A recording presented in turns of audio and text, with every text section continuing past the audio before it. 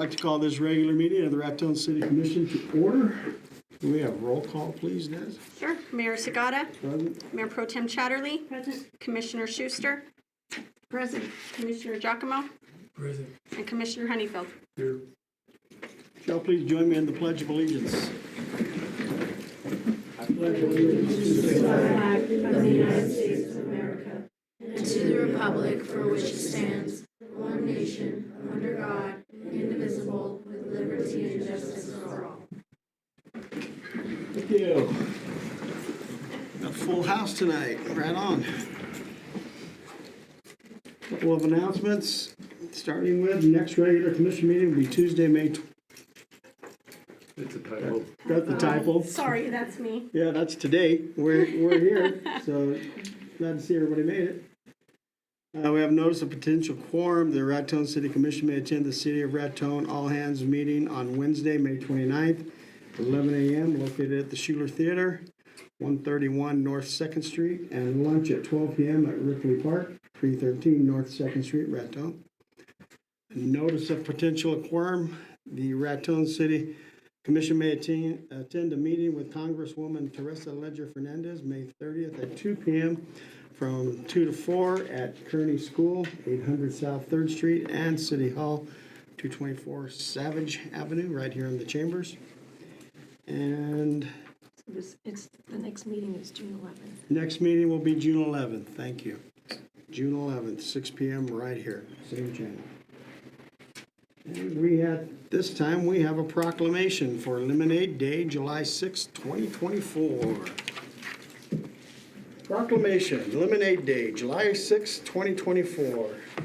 Whereas Lemonade Day is a free, community-wide educational event providing children with the opportunity to learn and apply entrepreneurial thinking and create a foundation for success in the global economy. And whereas Lemonade Day exists to infuse today's youth with a spirit of enterprise, teaching the basic business and entrepreneurial skills necessary to become successful, contributing members of the community.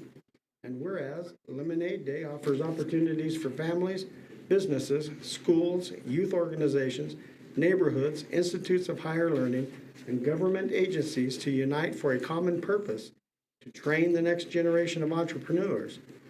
And whereas the City of Raton commends the volunteers and participants of the Lemonade Day and extends best wishes for a successful and rewarding event.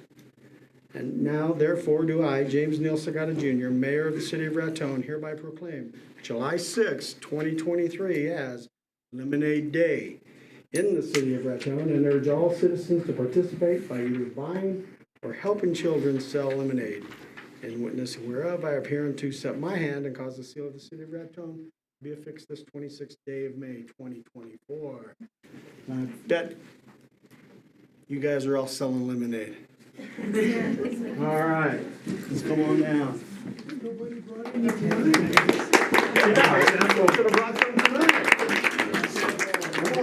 Come on, let's don't be shy. Come on, let's get some littles here to help me hold this. It's really heavy. Okay, why don't you help me hold that, okay? All right. Hey, why don't you come over and help me hold that? There we go. How's that?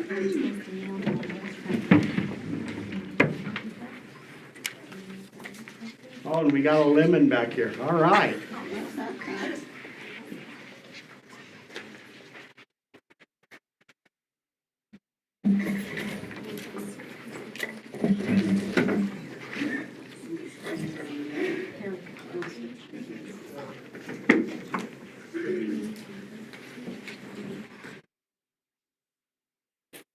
All right.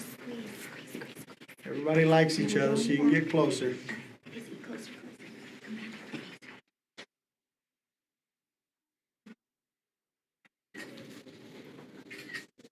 All righty. All right, thank you guys. I wish you all the best, all right? Whoops, sorry. Sure, absolutely. You guys hang on just 1 second. 1 second, guys, 1 second. They are very excited. Lemonade friends back in here. And thank you. Good evening, Mayor Sagata, Commissioners, City Manager. Lemonade Day is a fun experiential program that teaches youth how to start, own, and operate their very own business, a lemonade stand. Its mission is to help today's youth become the business leaders, social advocates, community volunteers, and forward-thinking citizens of tomorrow. We want to build a self-esteem and new mindsets that can propel youth to successes they likely would not have pursued otherwise. According to Lemonade Day National CEO Nicole Casier-Mason in her press release last year, Lemonade Day has developed a playbook to unlock youth potential and talent through opportunity creation. The program is infused with life skills, business and financial literacy, character education, career exploration, and mentorship. This approach builds 21st century skills, improves self-esteem, provides social emotional learning, and plants the seed of innovation to create new mindsets. This growth mindsets can propel youth into success and enable important life steps while preparing them to transition into what comes next in life. Lemonade Day teaches the youth to set a goal, make a plan, work the plan to achieve their dreams. In 2022, the first year that we brought National Lemonade Day to Raton, we had 10 stands sign up, with 25 youth participating.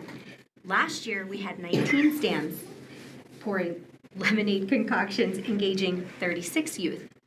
This year, we have 30 stands with a cumulative of over 44 youth that will be stepping up to entrepreneurial plate, proudly displaying their bravery, determination, their creativity, and acquired business skills in our community. Some of these kids have already spent months thinking, planning, working, coordinating, and designing. I currently have one who's building his own from scratch. And they will be doing so through June as they prepare their businesses to come to fruition on July 6th. The majority have participated in the Wednesday workshops we hold in May, which serve as mentorship classes walking them through the concepts, such as how to come up with a brand, how to think like a business owner, how to select a business location, good sanitation practices, proper customer service skills and concepts, practice with financial literacy, thanks to Wells Fargo, and advertising and marketing.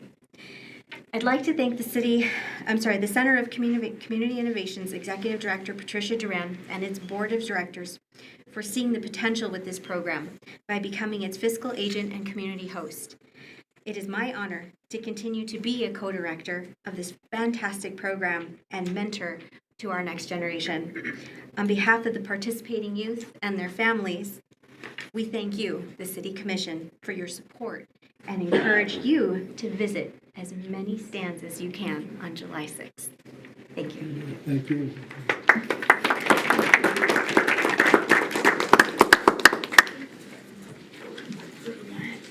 All right, good luck. Come by and get some lemonade. You will.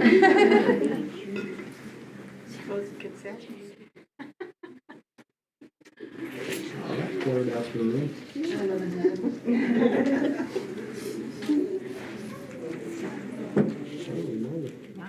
Yeah.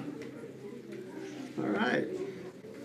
Mr. Mestis, any new employees you want to introduce us to? Mayor and Commission, I'd like to call forward Chief Anthony Burke to introduce our newest firefighter.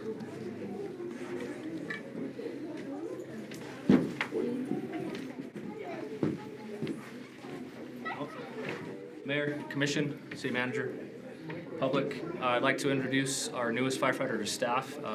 His name is Sean Smith. Hi, my name's Sean Smith, and I've been with the fire department for 2 weeks now. Cool. Welcome aboard. Thank you. You're on camera now.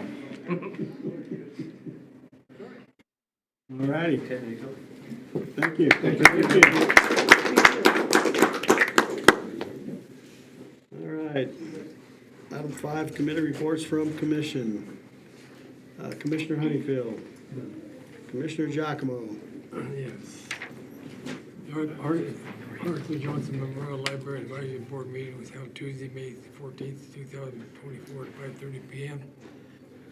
Library Director Danny Marcus reported to the board that the 2220 Bulgon Reward or grant has been awarded, has been received, and has been it has to be spent within 2 years. Danny and Melinda covered their work activities performed to include all the scheduled programs. Statistical report for the month of March 2024. Donation received was zero. Fines collected was $196.95. Copies made were $635.95. Memorials received were $93.30. There were story hours were held 2, attended by 14 persons. Programs held 2, attended by 117 persons. Statistical report for the month of April 2024. Donations collected was 0. Fines collected was $178.35. 400 copies made were $475.10. Memorials received were nothing, 0. Story hours held were 2, attended by 5 persons. Programs held were number 53, attended by 196 persons. I have no other report. Ready, thank you. Commissioner Schuster. So on May 13th, I attended the business owners group, and they're going to hate me because I don't remember the name they've chosen. But they're the ones who will be picking up trash and working very hard on June 1st. They've been meeting every Wednesday to look at priorities and ways that they can decrease crime, and one way to decrease crime is by keeping the city cleaner. So that's why they picked this trash day, and I think it's a great idea. I want to commend them for doing it, and you listeners out there, go help them. They'll be there June 1st at the Visitor Center. May 15th was Lodgers Tax Board. I wasn't able to be at the entire meeting, but I slid in before it was over. The event reports they received were the Rainbow Alliance by Nico Ibans, Cinco de Mayo by Carmen Martinez. Funding requests coming up are Welcome Home event for Terry Lil Loca Cruz by Zia Youth Center. I believe that's coming up relatively quickly here. Consideration of Lomar billboards, some contract renewals, and I believe one new billboard, Phillips Broadcasting by Rick Neurotter. There was a report from Explore Raton regarding the Google ads, and Patricia's here. I think she's going to be giving us some, but the Raton new visitor's guide is out, and it looks very well. She has one little typo that you don't notice unless she points it out. So I'm not going to tell you where it's at. Find it yourself. The 21st, I was also at the Water Board with Commissioner Chatterley, and I don't have those notes with me, so I'm going to let her do the reporting. That's all I have. All righty. Mayor Pro Tem Chatterley. All right. On April 25th, I attended the North Central New Mexico Economic Development District Board of Directors meeting in Santa Fe. We had a chance to tour their new premises. The new office is in a great location, and they're making it work out. There isn't room for the full board to meet, so nearby is the New Mexico County's boardroom, which we've been meeting in. They did budget adjustments and new board member approvals and the RFP for the building purchase, and the funds for that building came from an EDA grant. We reviewed the strategic plan draft. Plans are underway to increase outreach and marketing to member entities, to senior citizens, and to educate legislators about the mission of North Central. They also are going to be evaluating core programs, expanding services that are needed and prioritizing those, and exploring new avenues related to senior services.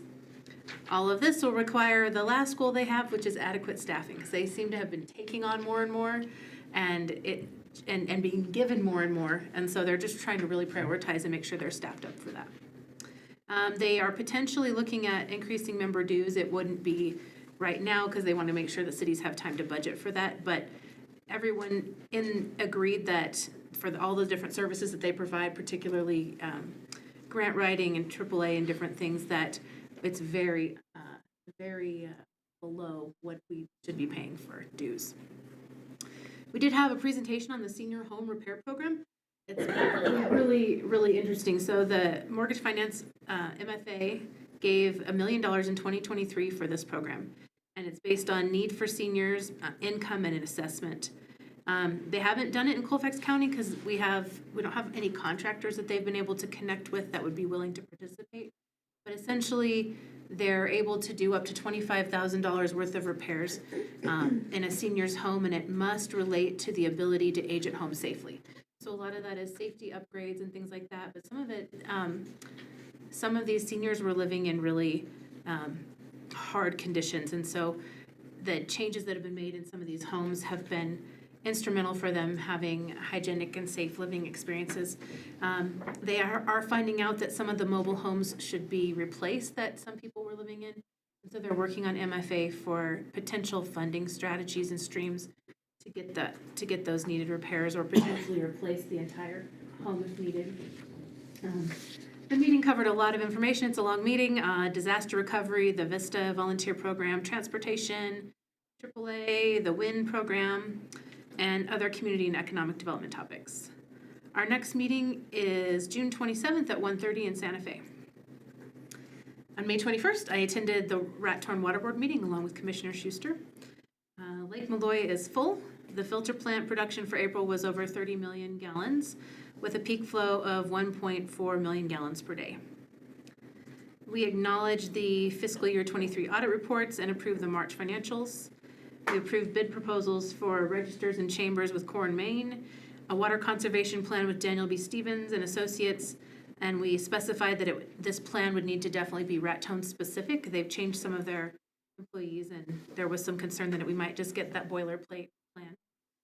And we postponed action on Lake Maloyo Reservoir geographical seepage investigation with Willistic due to the cost.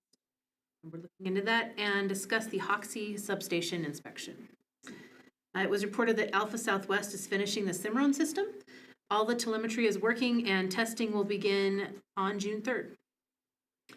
Our meeting in July, not in June, but in July, will be changed, and instead of on the 16th, we'll be meeting on Monday the 15th at 5 p.m. due to some staff conflicts. I also attended the Water Planning Regional Open House on Monday, May 13th at the Isabel Castillo Performing Arts Center, where folks were asked to give opinions on many topics related to the future of water in our region. I believe they still have some feedback online, and I'll try to find a link and put that online. It's really important that we voice how we feel about our water in Raton and the future of our water source.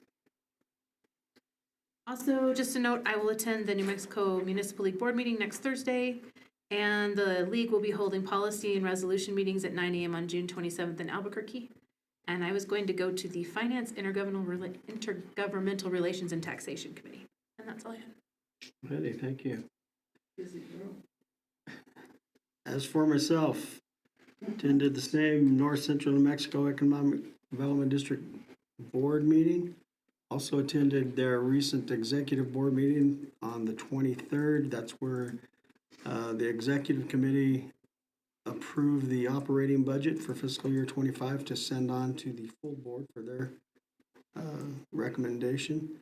As Mayor Pro Tem talked about the home improvement program and trying to get Colfax involved, they have signed a contract with Mr. Berry to oversee that operation.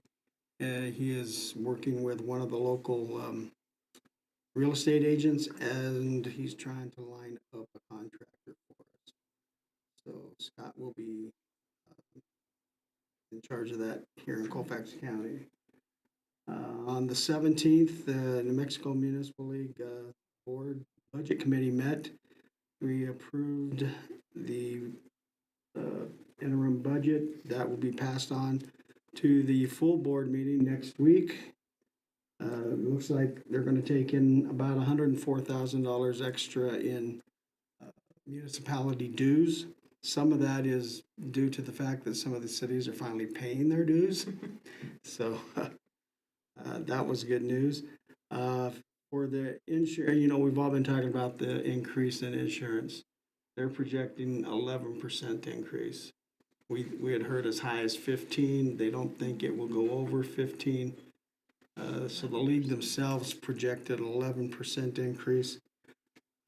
I'll know more tomorrow, as tomorrow I start a 3-day budget retreat with the New Mexico Self-Insurers Fund. So for the 3 days, I will be going through the Self-Insurers Fund budget and looking at things there. And I think Mr. Commissioner Giacomo did report, we did meet with RPS tonight. Don't have any real notes there, as that we just got out of that meeting. So the main thing there was we approved their interim budget. So that's all I have. All right. At this time, we will take items from citizens present. If you are here to speak to something that is on the agenda, we just ask you wait till that item comes up. If not, we will entertain anyone right now. All righty, seeing none, let's move into the business. Item 7A, deliberate and act on approval of the May 14th, 2024 regular meeting minutes. If there are no amendments or objections to the minutes, they come as a motion to approve as presented. Did anyone have any questions or amendments to the meeting?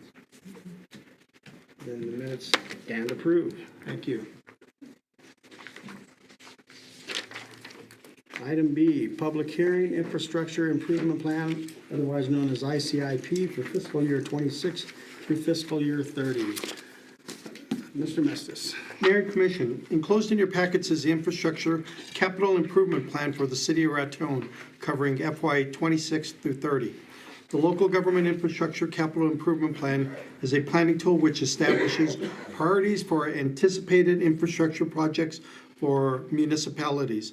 The local government ICIP is administered through the Department of Finance and Administration Local Government Division. The ICIP planning tool encourages entities to develop and update their 5-year plan annually, which is submitted to the state.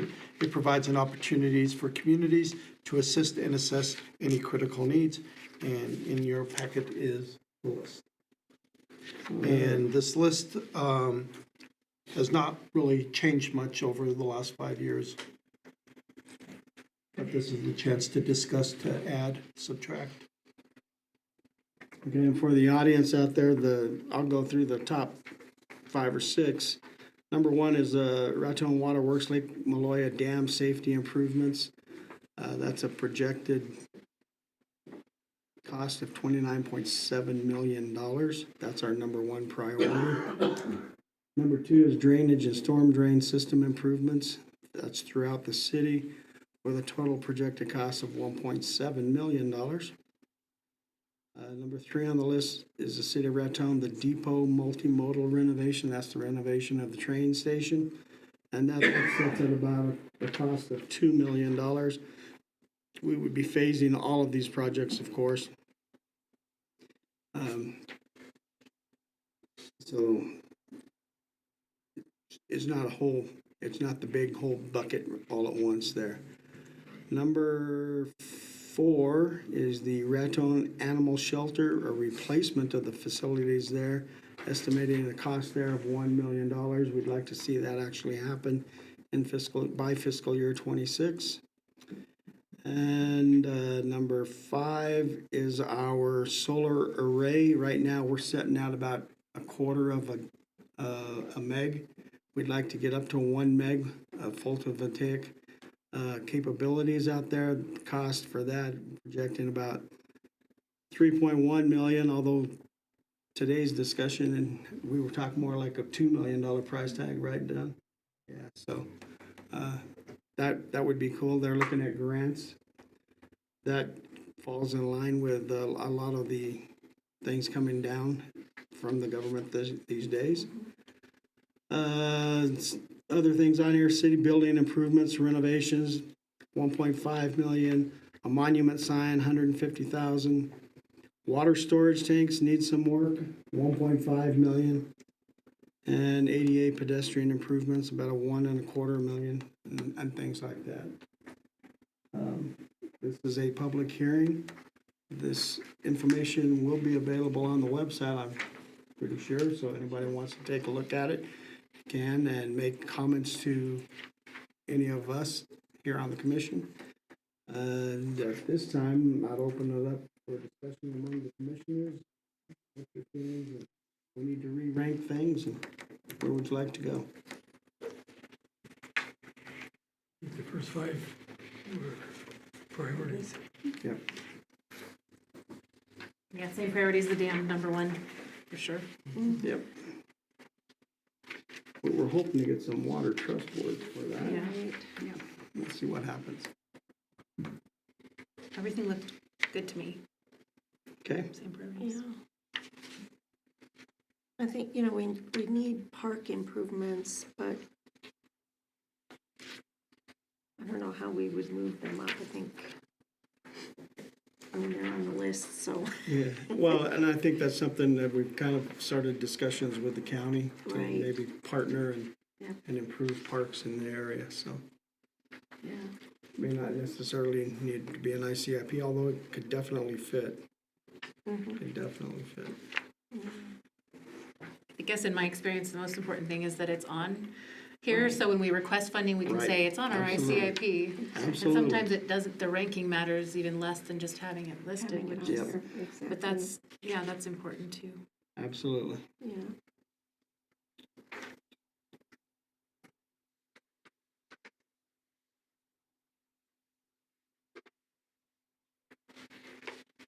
Any other comments? And then something I know is on some citizens' mind is, and that may just, the main thing I think is getting that, amendment to our, that we support the lighting for dark skies.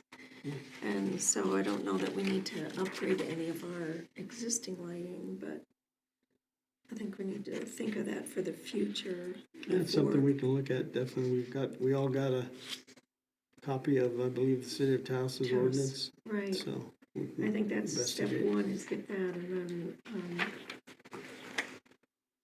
I think that's sort of been thought of in the past from the city's perspective, but for any new businesses coming in, Right. we need to get that. Anything else? Anyone else? All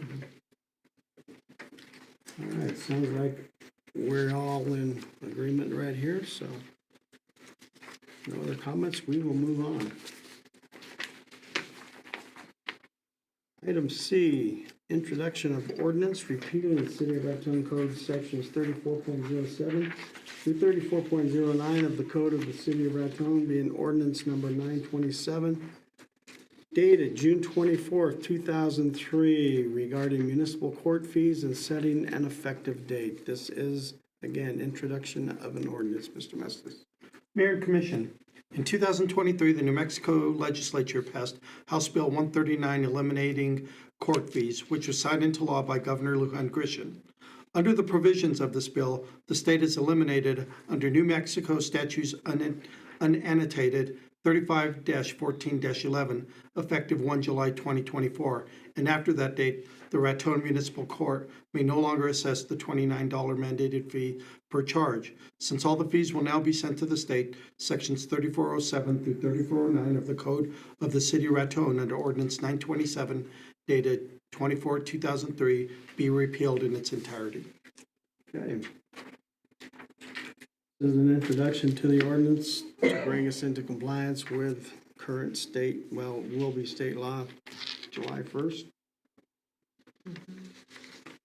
Any comments, questions for Mr. Mestis? Take a motion to introduce, please. I'll move to introduce the ordinance regarding repealing City of Raton Code Section 34.07 through 34.09 of the Code of the City of Raton, being ordinance number 927 dated June 24, 2003, regarding municipal court fees and setting an effective date. I'll second. A motion and a second to introduce the ordinance repealing the City of Raton Code Sections 3407 through 3409. Any further discussion? Des, could we have a roll call, please? Sure. Mayor Sagata, Yes. Mayor Pro Tem Chatterley, Yes. Commissioner Schuster, Yes. Commissioner Giacomo, Yes. and Commissioner Honeyfield. Yes. All right. Item D, deliberate and act on appeal of denied request for zoning review at 1205 South 7th Street by Don Cunningham. Mr. Mestis. Mayor and Commission, I would like to recognize and call forward Mr. Donald Cunningham to speak to his appeal. Hello, everyone. I'm Don. First off, I want to apologize for not making the last meeting. I wasn't even informed about it till 3 hours before the meeting, but I had just experienced a medical emergency just 3 days prior, and I was at home recovering, and I just physically couldn't make it. So I know that probably wasn't a very good look, but also wanted to address a couple of the concerns and questions that the panel had. According to Mr. Nolan, there were 2 reasons that were cited. There may have been others, I don't know, but he indicated that some panel members here were offended that I had done so much work without getting authorization. And I just wanted to address that right off the bat, that when Mr. Nolan first came on March 11th, and by the way, I've got a thumb drive with some time, date stamped photos. I don't know if y'all are set up for that here tonight, but I was able to show the zoning commission previously some of the work and the progression and the time, date, and stuff like that. But when he showed up that Monday, March 11th, we had just started demo. We had an old collapsed fence and a partially collapsed retainer wall, and I'd learned through the neighbors. Of course, they didn't disclose it when I bought the house, but I learned real quick that the house had flooding issues. It's right on a slope, just like most of the town is. So that was like a priority to me to get that finished before spring rain seasons happen. So anyway, so that said, there were issues with flooding with the house before, and I just wanted to replace the fence and all that. So we were doing demo work. We had knocked down the old fence and we're knocking down the old retainer wall when he arrived. And of course, I hired a professional contractor, tried to find somebody local here. There wasn't anybody that could do the job. So I found a reputable place out of Denver. And so they came in, and I was just going by the contract. At the end of the day, I take full responsibility that I should have come to the city first. But going by my contractor, he said based on what we were doing on existing fence line, replacing existing wall and everything, that it wasn't necessary. Neighbor right behind me, he had just completed a similar project a couple of years ago. He said he didn't have. So anyway, needless to say, I'm not trying to pass a buck or anything, but Mr. Nolan did show up early on. We hadn't started any construction at all yet. Thank goodness. And so I explained to him what the scope is, what we were planning on doing, and he said that some of these things needed special variance approval. Namely the height of the fence, and then the proposed extra driveway and the shed area that was going to border along the vacant lot next to me.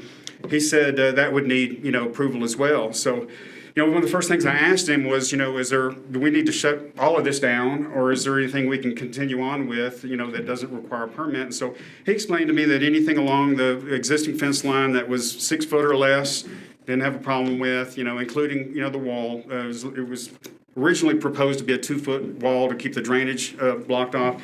Wound up being a little less than that. The max height on it was only 1.5 feet. And then there was going to be a 6-foot picket fence on top of it.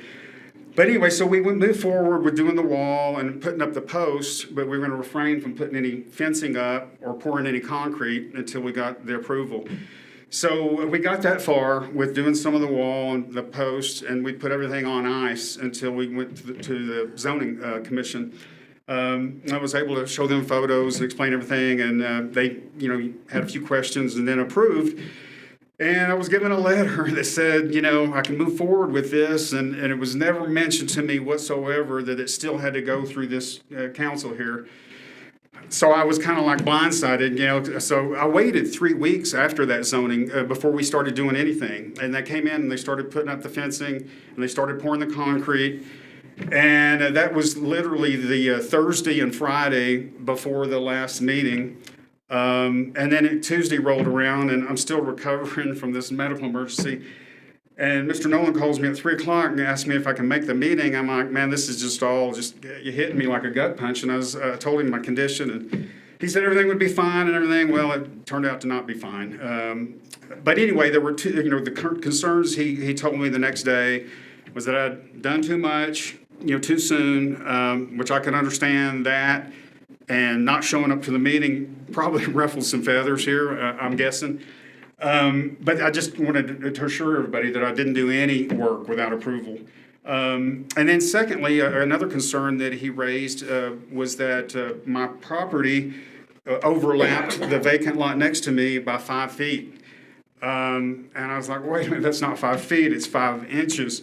I actually had a survey, and, you know, paid $1,275. It turned out to not be necessary because the Google Maps was almost identical. But the survey, and of course, Mr. Nolan came out the day of the survey, and I showed him where we had originally put the boxed area off, you know, where we were prepping it for the concrete pour, and it was 5 inches over. So I showed him where we made the adjustment. And of course, we didn't do any pouring or anything to the zoning commission, but we made that correction. The original fence line was 5 inches off. Of course, it did show that the neighbor next to me was 3 feet over on my side with a couple of sheds and everything, but she's a real sweet lady. She inherited the house. I'm not giving her a hard time about that, you know, so I'm just rolling with what was there before. But I wanted to address those concerns and find out if anybody else had any additional concerns or questions. Mr. Cunningham, I appreciate you coming. Yeah, the last meeting, we're presented with what we were presented. Photos showed work was Way out of control, yeah. pretty much almost done. Yeah. And we had not received any notice of a variance being granted or anything. So that was our. I got time-stamped photos. I don't know if y'all want to go through them or not, but they show the day of and just the progression. You know, luckily I was kind of photoing everything as the progression, so I was able to use that as a reference to go back. But I was like, well, wait a minute, I didn't do anything without any permission here. You know, how is that coming against me there? But And it sounds like there was a lot of miscommunication or misinformation on our part. And I got the letter that I received, and it said nothing about a city commission having to give a final approval. There's no way I would consent, because I did like $15,000 more worth of work, you know, that was waiting for approval, and I would have never done that, you know, so. And then lastly, I want everybody to realize that, you know, this house was just an eyesore. It was abandoned for over 10 years. And I saw good things that I could do with it, and you know, I thought I was doing good. You know, I didn't mean to not follow protocol. I mean, I don't have a history of doing anything like that. You know, so anyway. And then the other thing, as far as the extra height in the back, my neighbor behind me, when I moved into the house, right after I moved in, I noticed that the back floodlights were both twisted down, and it has one of those telephone pole street lamps in the backyard, or had. So one of the previous owners had that. It was one of those that you pay a monthly fee to get the light turned on. And it was halfway chopped down with an axe. So it was like dangerous, you know, it's like, okay.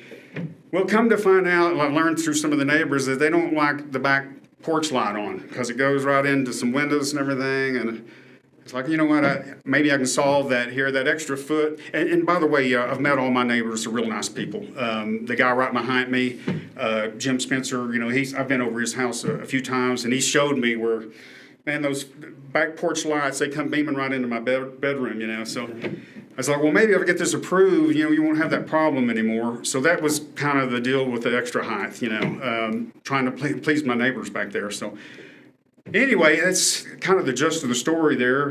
If anybody has any other questions or concerns. Yeah. I in fact drove by the house last week. Do you have a black Tahoe? It's not, it's an Escape. Okay, somebody I was thinking, man, I wish they'd stop. I'd love to show them, exactly. Charcoal Escape. Yeah, I just drove by and took a look. Okay. And yeah, It looks good. it does. It looks, I commend you for improving the property and everything. It's just, and it sounds like we've had some confusion here. When we got the information, to us, it was, okay, nobody followed protocol here. Nobody. And you know what? I'm so glad that he caught me when we were just digging up old stuff, because I probably would have been in deeper trouble. But I've been following instructions to a T since then. And then lastly, I'm just an old timer here. I'm probably not going to be around that much longer. I'm hoping to fix this place up and for the next family that moves into it. So anyway. I have a question though. When you bought that house, was the front door facing west or east? No, it was just like it is now. Basically, the history on that is after it had been neglected for so long, somebody about 3 years ago bought it to flip it. And so they bought it and they put a new roof on it and remodeled the kitchen and the bathrooms. So they did a lot of stuff. But there was still some electrical shoddy work that was done. And then, of course, they didn't address the flood issues. And I didn't even find out about that until a week or so after I moved in. I'd called a HVAC technician to do some work. And it turns out he had replaced all the ductwork on the house. And he was real familiar with the place. And he told me about the previous issues the other owner had about flooding. And the owner I bought it from only lived there a year. And apparently had lawsuits against the former owner he bought it from because of things that weren't disclosed, namely the flooding. And so I'm like, okay, I obviously need to get this fixed. But anyway, my hope is to get this thing. I mean, this wall is going to look amazing. It's been reinforced with rebar. Unlike some of the jobs I've seen, the one we tore down didn't have any rebar in it or anything. So this thing's going to be solid for probably 100 years. If the city allows me to go through with it, it's going to look really nice. But I guess my issue, it doesn't conform with the rest of the neighborhood. The houses in that block, front doors face west. Yours is flipped at 180. Well, So your backyard fence is now the next door neighbor's front yard fence. If Burke is called to a fire to 12:05, there is no gate, no door, no nothing. He would have to know to go into that alley to approach the front of that house. Because it's, like I said, it's 180 degrees to everything else in the neighborhood. The same thing with the postal service. So how do those guys deliver mail to that house? Well, actually, it's a dirt road, and so, technically the front of my house is the alley, but the mail's delivered to me and my neighbor through the alley because we both have our post mailboxes there. And it just kind of winds. It's one big dirt road is what it is. But like you're saying, when that house was built, some 72 years ago, it was built facing the alley. The other two neighbors are facing sideways. So they're not facing the other, they're facing sideways and mine's faced this way. Now the neighbor behind me, I was referring to, he's got a fence just the same way that's up on a wall actually. So his is identical almost to the same height and everything. Also, the neighbor right next to me, she's got a similar stucco wall built. And I built this one to match hers. It's this. Actually, mine's a little bit lower than hers, but hers doesn't have a fence, and mine does. But to your earlier point, there was already a fence there, so it wasn't like I popped a fence up that wasn't there before. The only difference being this one's 1.5 feet higher because it's sitting on the wall. But there was already a fence there. It was halfway falling over. But the dirt road is private property to the north of your house. Yeah, you're talking about the vacant lot right next to mine?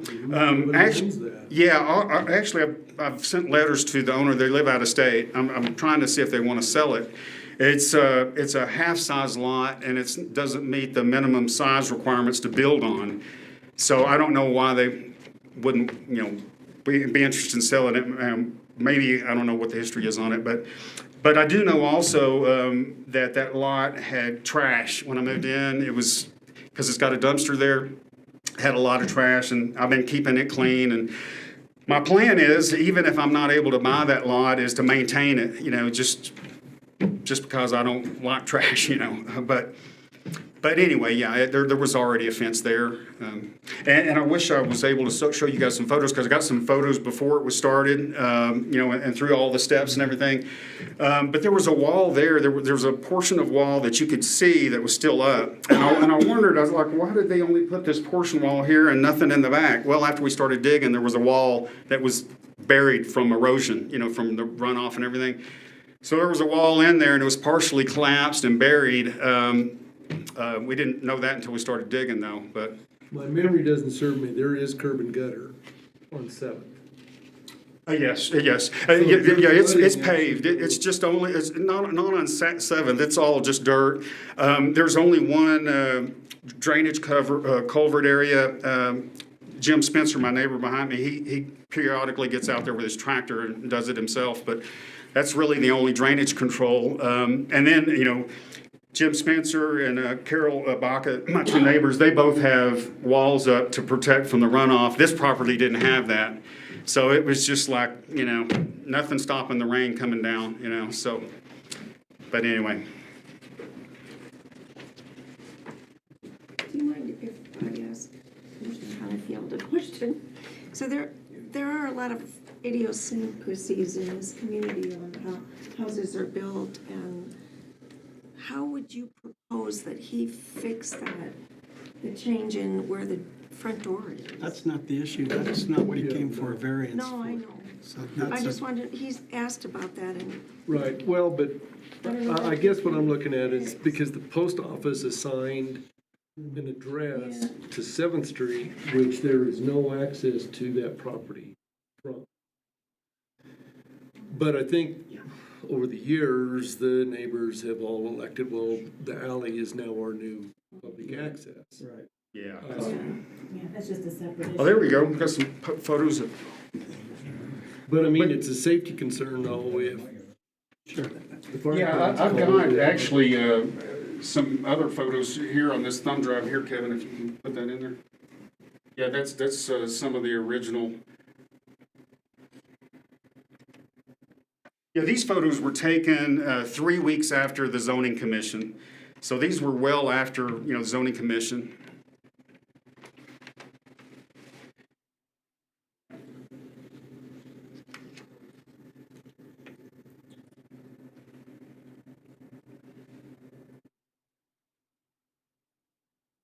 If you'll go down to the very bottom, once you open that, if you'll go down to the very bottom picture.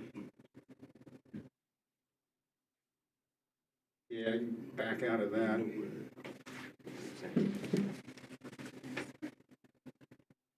Yeah, that's my neighbor's fence or wall next to me.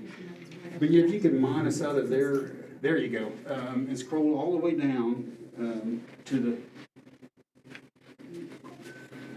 You can hit thumb drive E or whatever it is. Scroll down to the very bottom picture. Yeah,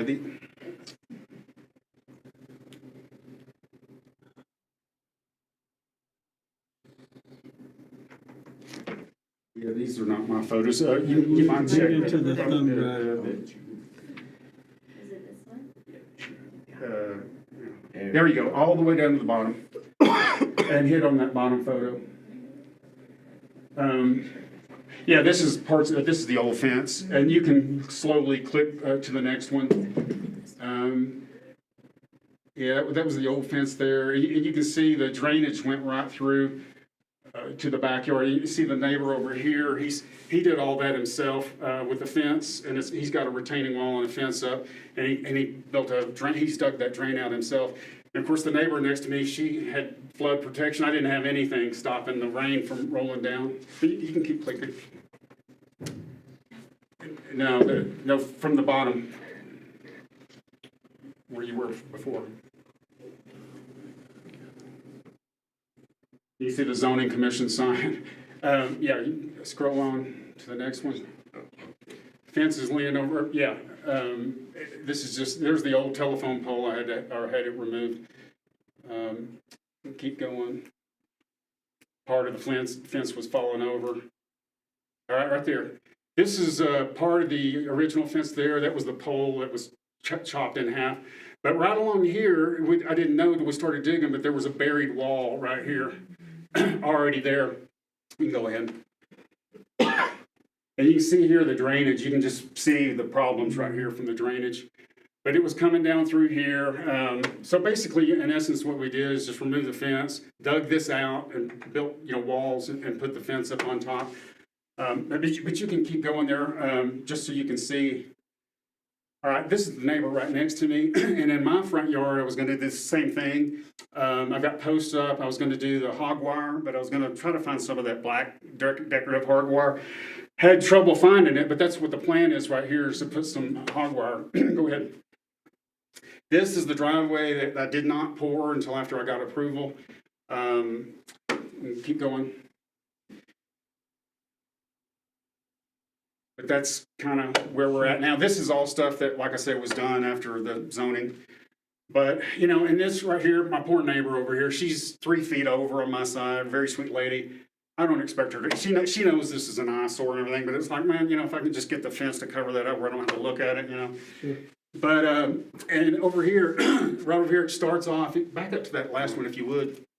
Yeah, right here, it starts off 1 foot high, tapers up to be 1.5 feet at this point, then it drops back down, and then it tapers to be 1.5 feet high again. And then this is just a standard 6-foot picket that's on top. So the added height that only comes here because it already had 6 foot before. But anyway, it's secured off. It's not going to have flooding issues ever again, hopefully. Anyway, yeah, you can keep going if you want. If anybody has any additional questions. The street slopes downward, and so I this house was getting the brunt of it, Sure. whenever there's any runoff. Like I say, they made corrections, she made corrections, and I was just trying to do something that matched, Sure. looked good. Okay, I think we've seen what we. Yeah, I was wanting to get, this is like 6.5 feet tall. It's like, man, if I could just get that covered up where I didn't have to look at it, Right. She's a real sweet lady. I don't want to cause anybody in troubles. And it also put drainage in. You can see these inlets. So I got backup drainage in there as well. So Okay. So on the extended drive, you're wanting to build a structure on that? I was wanting to put a 2-car carport up. That was the intention all along, to put a carport up to protect my vehicle, And then also, if you'll keep scrolling up, you'll see, I think eventually, where there's the side of the house over there, I poured a, yeah, right here, there was a shed there already.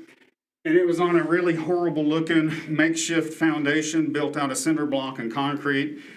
And so we dug that all out, and I was just going to put something up there that looked a lot nicer. And like I say, we originally this fence line here was 5 inches over, and we made the corrections so we don't have any overlap at all on that vacant lot.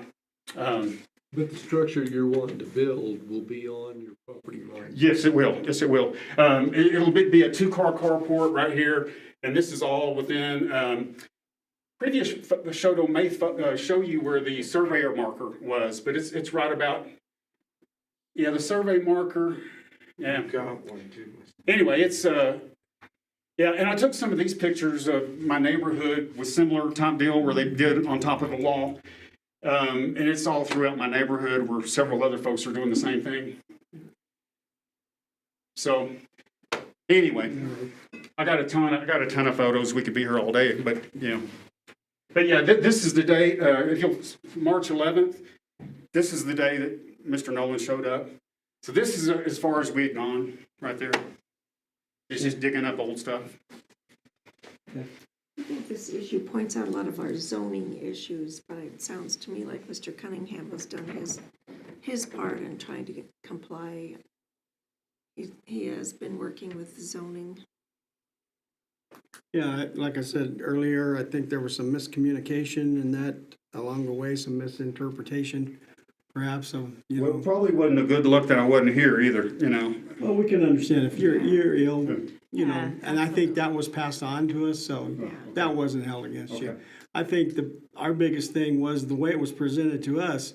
We saw these photos with this work already done and not knowing Yeah, the and I can complete imagine, you background. know, the guy moves in here, he goes rogue and decides he's gonna do things his own. Yeah. That's not how it happened, I can assure you. Trust me. Yeah. I got way too much money invested in this to screw it up, you know? I understand. This is very helpful, and I too did drive through the neighborhood and feel like it's in the character with the things Right, that are there and the existing lines that are being used by neighbors and whatnot. So that was, all this additional information is incredibly helpful. Well, I'm glad I was able to throw my thumb drive in there, but anyway, So this carport, how tall? you know, I think it's on there. I think it's gonna be, because the driveway slopes, I think it's gonna be 9 foot, just to clear that little hump area, and then 8 foot in the back, you know? So it'll be 9 foot in the front and 8 foot in the back. And it's gonna be 22 by 22, foot. So which way is the drainage going on that roof? I'm sorry, sir? Which way is the drainage going on that roof? It'll be a peaked roof. You're draining onto the next door neighbor's property.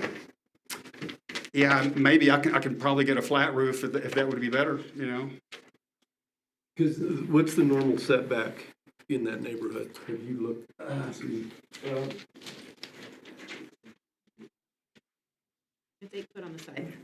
Is it 8 on the sides? Or I could put gutters on it to control that, you know? I mean, 9 foot high. No, I'm not concerned about the height, the side setback. Side on that setback is property. 8 foot. 8 foot. How much of a hardship is that gonna create on you to push that building over where you're? Well, if we could go back to those other photos, they originally only had a 1-car drive, and so the whole purpose was to get a double carport instead of just a single up there. So it's fitted just exact to fit that 22 by 22. And I certainly would not, because it was like a $12,000 pour between that shed pad and that extra drive. And I certainly would not have done that if I had not received previous permission. I didn't know, you know, it needed to clear another hurdle. But yeah, it was about a $12,000 loss I'm gonna have to take on that.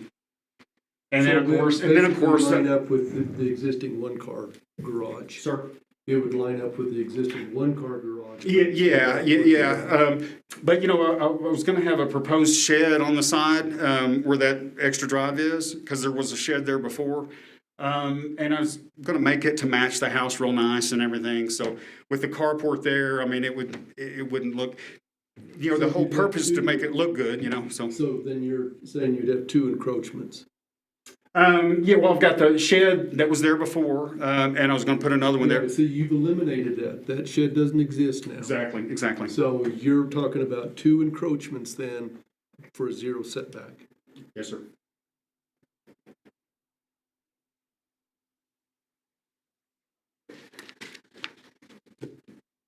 Any other questions, comments? No, I'd like to make a motion to approve the appeal for the request for the zoning review at 1205 South 7th Street. A second. A motion and a second to approve the appeal. Is there any further discussion? Yes, can we have a roll call vote, please? Sure. Mayor Sagata, Yes. Mayor Pro Tem Chatterley. Yes. Commissioner Schuster, Yes. Commissioner Giacomo, Yes. Commissioner Honeyfield. No. Let the record show it was 4-1. Mr. Cunningham, appreciate your being here tonight and explaining things. Ideally, this isn't the way we like things to happen. But understand your process. You were given a letter and you thought you were good to go. And in the future, we'll make sure things like this, we'll try to eliminate things like this anyway. I guess, is this denied then? No, It's approved? Okay. I thought it had to be unanimous, so I didn't know. No. Okay, all right. Majority vote. So I can move forward with it all? You can move forward. Really appreciate everyone, you know, You bet. it means a lot to me. Thanks a lot. For showing up. Thank you. And thank you for what you're doing for Raton. Thank you very much. All right, item E, deliberate and act on Lodgers Tax Advisory Board recommendations. I'll read them and then we can go through them. Zia Youth Center Inc. for a welcome home event, Women's Boxing Hall of Fame inductee Terry Little Loca Cruz. Renewal of the Lamar billboard contracts, there's 3 of them. And Phillips Broadcasting fiscal year 25 advertisement. Mr. Mestis. Mayor and Commission, these were all approved by the Lodgers Tax Advisory Board, and they now come to you. Alrighty, so what we have here, Lodgers Tax Advisory Board has recommended to the City Commission that $615 be awarded to the Zia Youth Center for t-shirts for the welcome home event for the Women's Boxing Hall of Fame inductee Terry Little Loca Cruz. It's coming from the contingency fund. We have for the billboards, it's $37,275.89. That would be for the period of 7/14/24 through 7/13/25, coming from the billboard fund. And a recommendation from the Lodgers Tax Board that $7,890 be awarded to Phillips Broadcasting for 1,052 radio ads, 521 bonus ads, bonus link to the website, radio coverage in all 3 radio stations, and 81 bonus ads to visit Raton, on the fall colors. Any discussion or comments on any of those? I will move to approve all of the Lodgers Tax Board recommendations. We have a comment from Michael Ann. One item of clarification on the billboard contract. The $37,275 is for 3 years, so it would be 3 years. Oh, okay. 24 through 27. That's a little better to swallow. Yeah. I thought, man, I thought that was a little John up. pricey. Okay.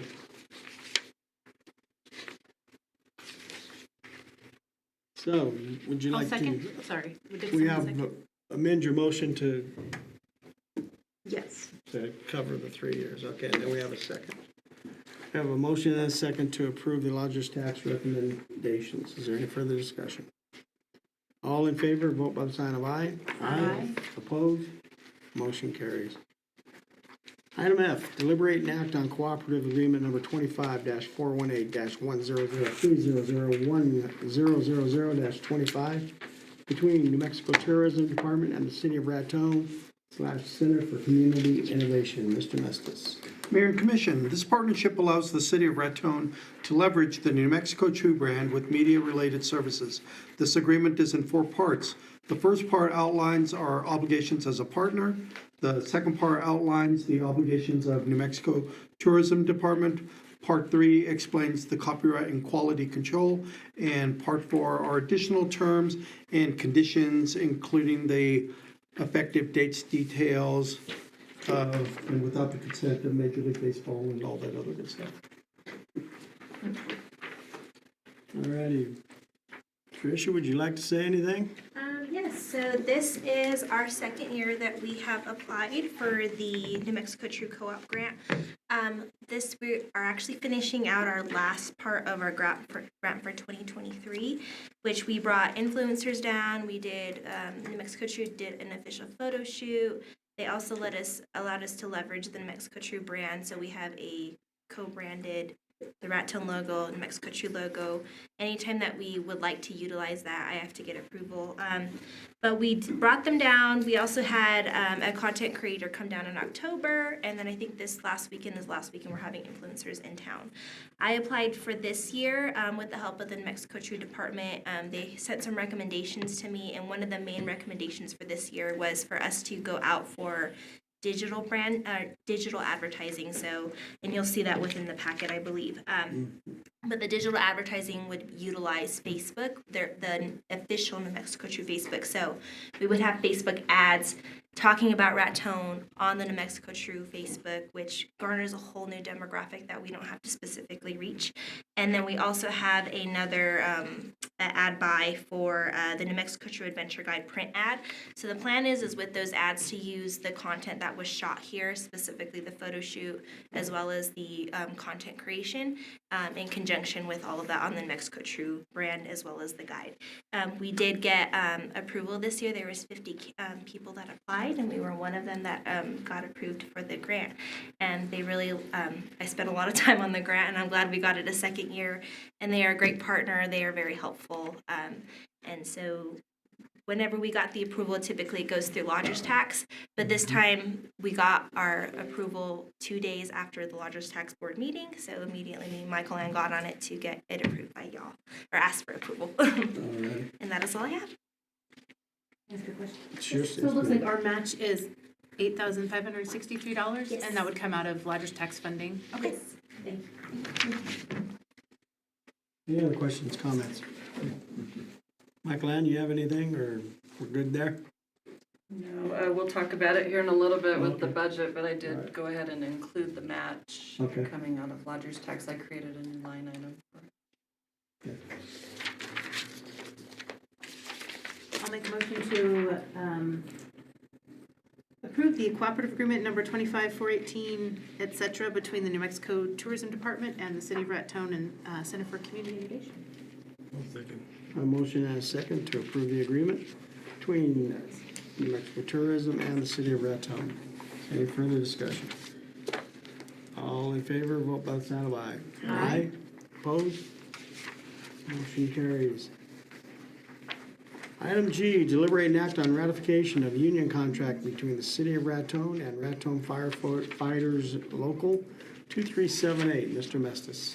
Mayor and Commission, over the past few months, we have been meeting with Raton firefighters, Local 2378, and what we came up with is what I believe is a sound contract that benefits the city, gives the firefighters a livable wage, and protects the city. Everything in this contract that is different is highlighted, starting with the pay plan on page 7 and 8. We are looking at increasing the ability to recruit new firefighters. Just like what had happened with the police officers a few years ago, we are experienced with the fire department now with the struggle to recruit and get new firefighters. We've also advanced the medical licenses starting next year, where their hourly rate for an EMT will go from $1 to $2, and a paramedic from $2 to $3. There is on page 10, overtime and callback pay. We are keeping this in here. However, we are giving ourselves a moratorium for 180 days to take a look at this policy and see if we can come up with something better. But we felt it was important to keep this process moving and get this contract enacted. Also on page 14, we added that firefighters will be awarded any additional holidays approved by the city commission for the rest of the city. So that will keep them in line with any holidays. We won't have to go back and renegotiate or change the contract. They will be kept together. And then finally, on page 24, we have a residency requirement where 80% of the contract firefighters must live within the city limits of Raton, and 20% may live up to 40 miles away. At this time, I'd like to call forward Chief Burke, see if he has any comments or questions or comments on the contract. None? Okay. I have one question, Mayor, if I may. Yes, ma'am. On page 14, item C about the holiday, if we do approve a new holiday, but we have to take away a different holiday, this is only adding additional holiday, but we've discussed if we did add a holiday, maybe a personal day or something would come off. We So- would, this contract would keep in line with whatever the city is, Whatever the city is. and that is the intent of this. So I could see how it could read as it is, that they receive the additional holiday, but it doesn't, they don't have to have a holiday removed. So that would be my only concern with the wording.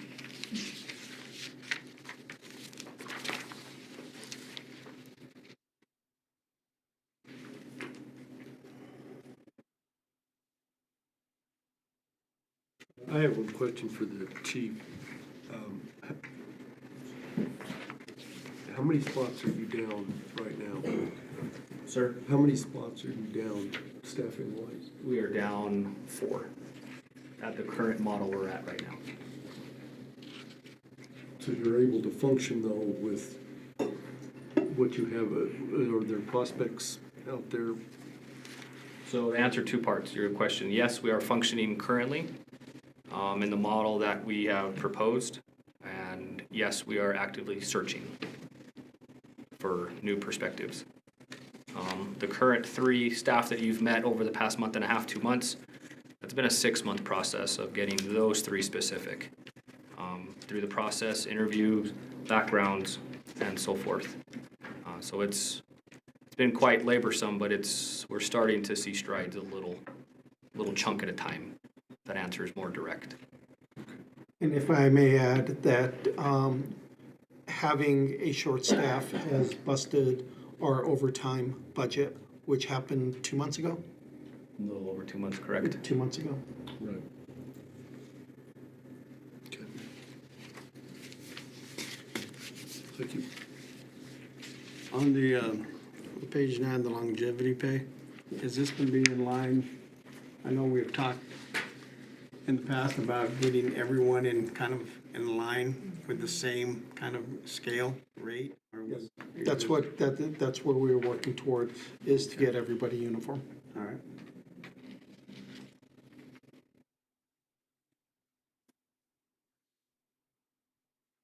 Any other questions?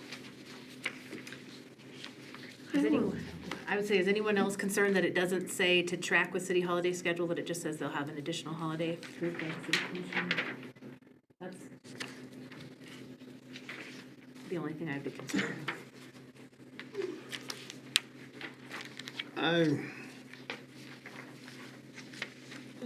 I believe if it's, it's clearly stated that it will follow whatever the city. It just says firefighters will be awarded any additional holiday approved by the city commission during this contract. It's not clearly stated that they will follow the city holiday schedule. That's what I'm saying, that's small. I don't know if that's important, but it could be in the long run.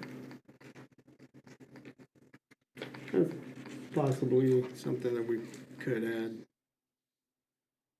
I see what you're saying, but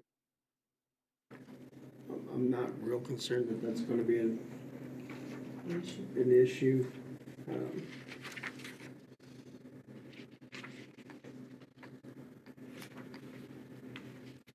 But that's, it's up to you all, Wade. It's your wishes. Do you want to add that extra sentence in there? I'd welcome. Chief, do you think it'd be misinterpreted?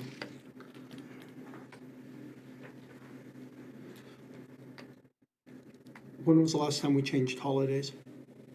I know there was discussion over the Juneteenth, I don't know. Right, the Juneteenth. That's Was the a last one. potential coming up, and we've discussed if we added Juneteenth, we'd have to remove a We'd different probably holiday. take away the personal day.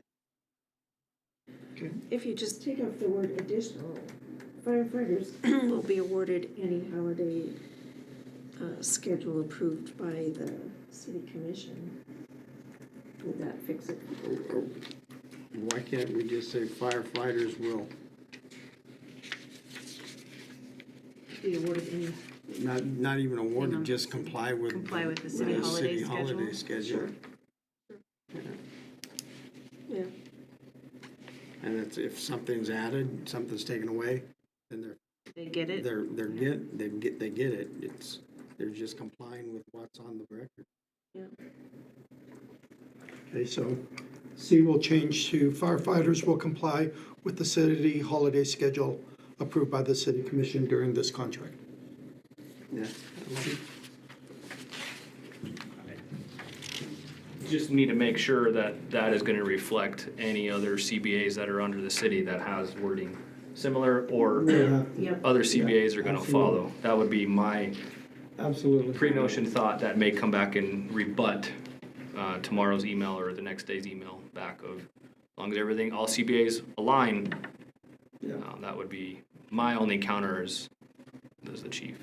But that has to be sent to who you're communicating with, so.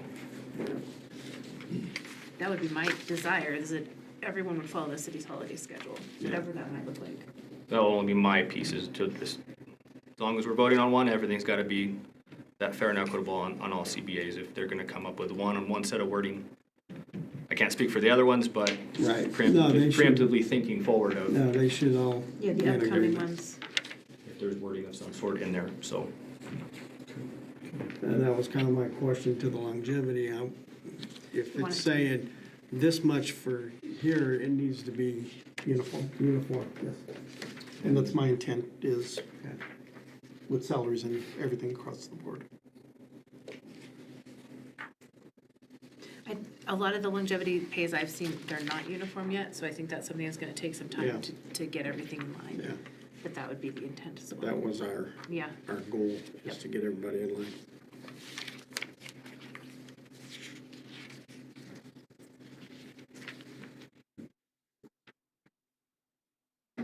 Any other questions, comments? I guess my question, Mr. Vestas, is with the change of that says, is this gonna have to go back to the union? It will have to go back. It will have to go back to the union. Yeah, you're gonna have to, correct me if I'm wrong, it's gonna have to be tabled till Yep. correct wording are gonna be. Postponed. We're gonna have to postpone vote and ratification. Yep, absolutely. 2 or 3 words adjustments. Yep.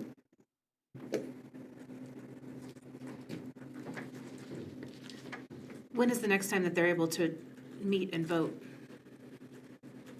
That, over that adjustment? That's We'd it. have to it go could back be, and yeah. talk to it.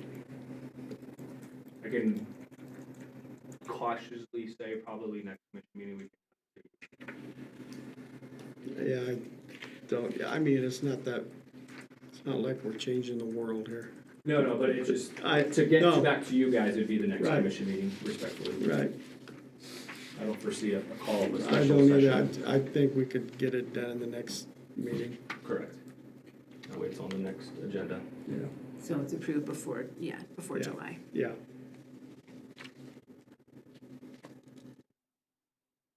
Hey, I would make a motion to postpone pending approval of the language for section 19C.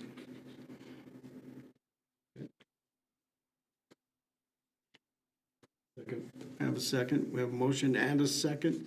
Postpone ratification of this, or approval of this contract until our first meeting in June. Any other further questions? All in favor, vote by the sign of aye. Aye. Opposed? Motion carries. Item H, deliberate and act on fiscal year 25 E911 grant agreement project number 25E-10. Mr. Masters. Mayor and Commission, this is a grant agreement between the city and the Department of Finance and Administration to enhance our 911 emergency system and to achieve a faster response time and modernize the system. The grant is for $266,444 for these services.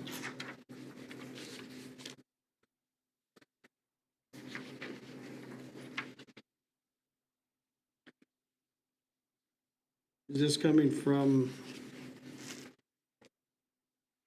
the police fund, or is this strictly from DFA, or? It's strictly from DFA. Okay. And there's no match, it looks like, just straight, okay. Straight grant, yeah. Free money. All right, I'll make a motion to approve fiscal year 25 E911 grant agreement, project number 25 E10. We have a motion in 2 seconds to approve the agreement between the city of Raton and DFA. Is there any further discussion? Mr. Mayor, I have a question. One question. The system maintenance,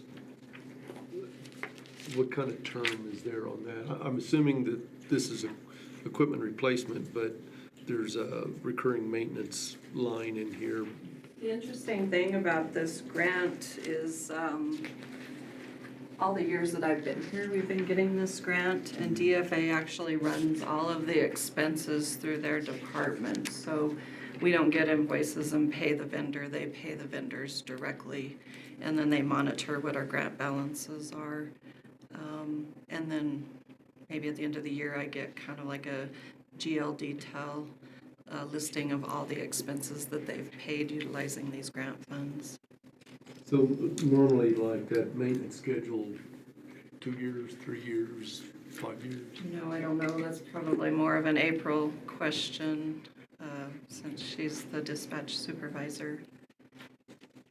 Doesn't that money come from the E911 money that goes, that we pay for our cell phone and? Yes, yes, it does.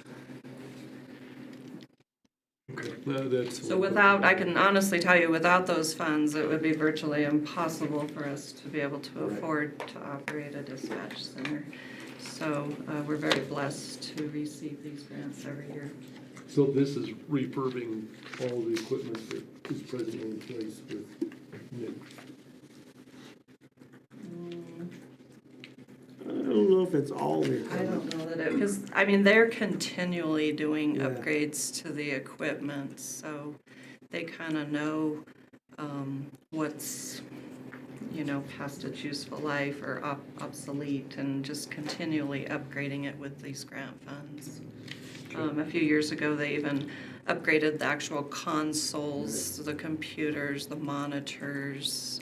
They have a pretty nice setup in there, so if none of you have been in there, we could certainly take you over there and show it to you. Yeah, that's pretty cool. Okay. That's all I had. Yeah, in answer to your question, Commissioner, I don't recall ever seeing a cost come back to us, asking us to pay anything. Contribution. No, I've never seen one, so. Okay. No, the E911 fund has covered Pretty much takes care of it, yeah. a lot of these expenses over the years. Okay. Thank you. Okay, we have a motion and a second. Any other questions? All in favor, vote by the sign of aye. Aye. Opposed? Motion carries. Item I, deliberate and act on Cummins Generator Planned Equipment Maintenance Proposal to the City of Raton Police Department. Mr. Nestus. Mayor and Commission, this is a 3-year maintenance agreement for the generator that provides backup power to the police station. This 3-year agreement for a total of $15,419 per year is roughly $5K and change per year, but it increases every year to the total of $15,419. And it provides inspection, service of the generator, full service of the generator, and a 2-hour load bank test. Okay. And this is a 3-year agreement. Yes, sir. My only question was, is this something we already do? Is this something we're just, I couldn't remember this before. Okay. This agreement is, I think we always contract to somebody to do the generator maintenance. I think the only thing that we've done periodically is we're required to drain it and replace the fuel, but we've never had a maintenance contract. So it is new, okay. Yeah. We're just lucky we didn't need it. It's good practice.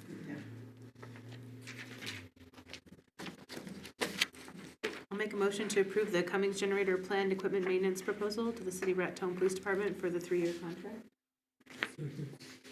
Motion and a second to approve the maintenance agreement. Is there any further discussion? All in favor, vote by the sign of aye. Aye. Opposed? Motion carried.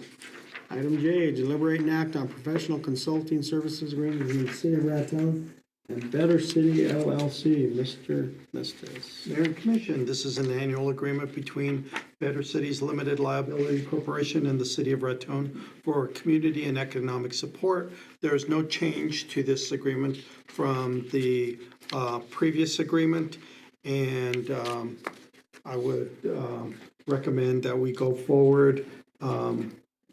We have received lots of grants and lots of support through this Better Cities contract. I agree. I will move to approve resolution 2024-32. Nope, wrong one. Consulting services agreement between City of Raton and Better City LLC. I'll second. We have a motion and a second to approve the agreement. Any further discussion? I have just one question or comment.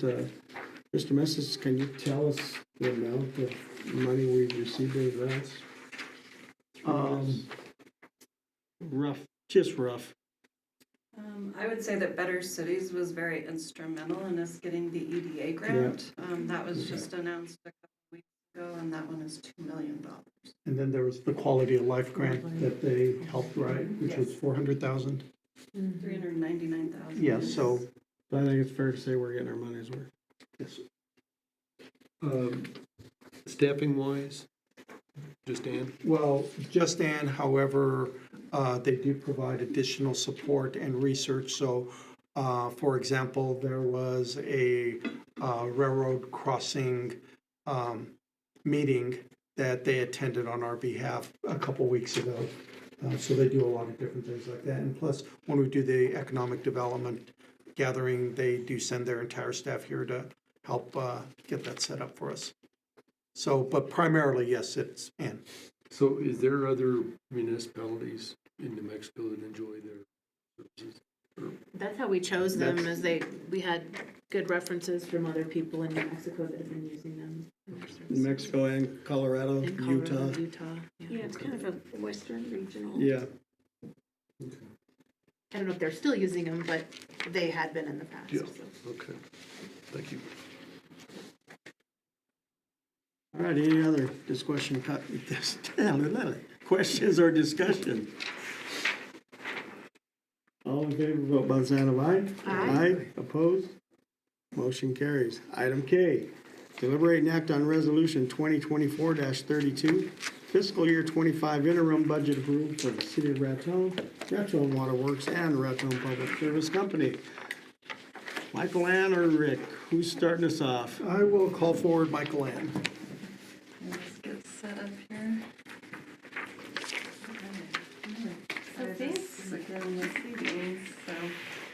Good evening, Mayor and Commission. So we bring to you our FY25 interim budget. So we've been working on this for several weeks now, probably a month and a half. And so I would like to present to you the final version that we would be submitting to DFA, which would be due by June 1st. So first of all, let's kind of talk a little bit about our objective, which is to prepare and adopt an interim final budget following the guidelines to ensure statutory compliance with 6-6-2 that requires each local public body to furnish and file with the Department of Finance and Administration, the local government division, a proposed interim budget for fiscal year 2025. The deadline is June 1st, and then a final budget would be due by July 31st. So it's a two-step process that we follow. Why is the budget important? The budget is a written document showing how much revenue is received and how it will be spent within a given period of time. Our fiscal year is July 1 through June 30. The main purpose is to ensure that the unlimited needs of the City of Raton are prioritized in order of importance. City officials and city departments use the budget process to establish spending priorities and identify revenues to pay for those activities. The goal is always to submit a balanced budget. The budget helps ensure that we are good stewards of taxpayer dollars and transparent in our preparation and presentation of the proposed budget. The City of Raton provides an opportunity for citizen input. The budget also helps ensure accountability for all purchases and prevent overspending. And the budget reflects decisions to tax and spend, to borrow and to consume and invest.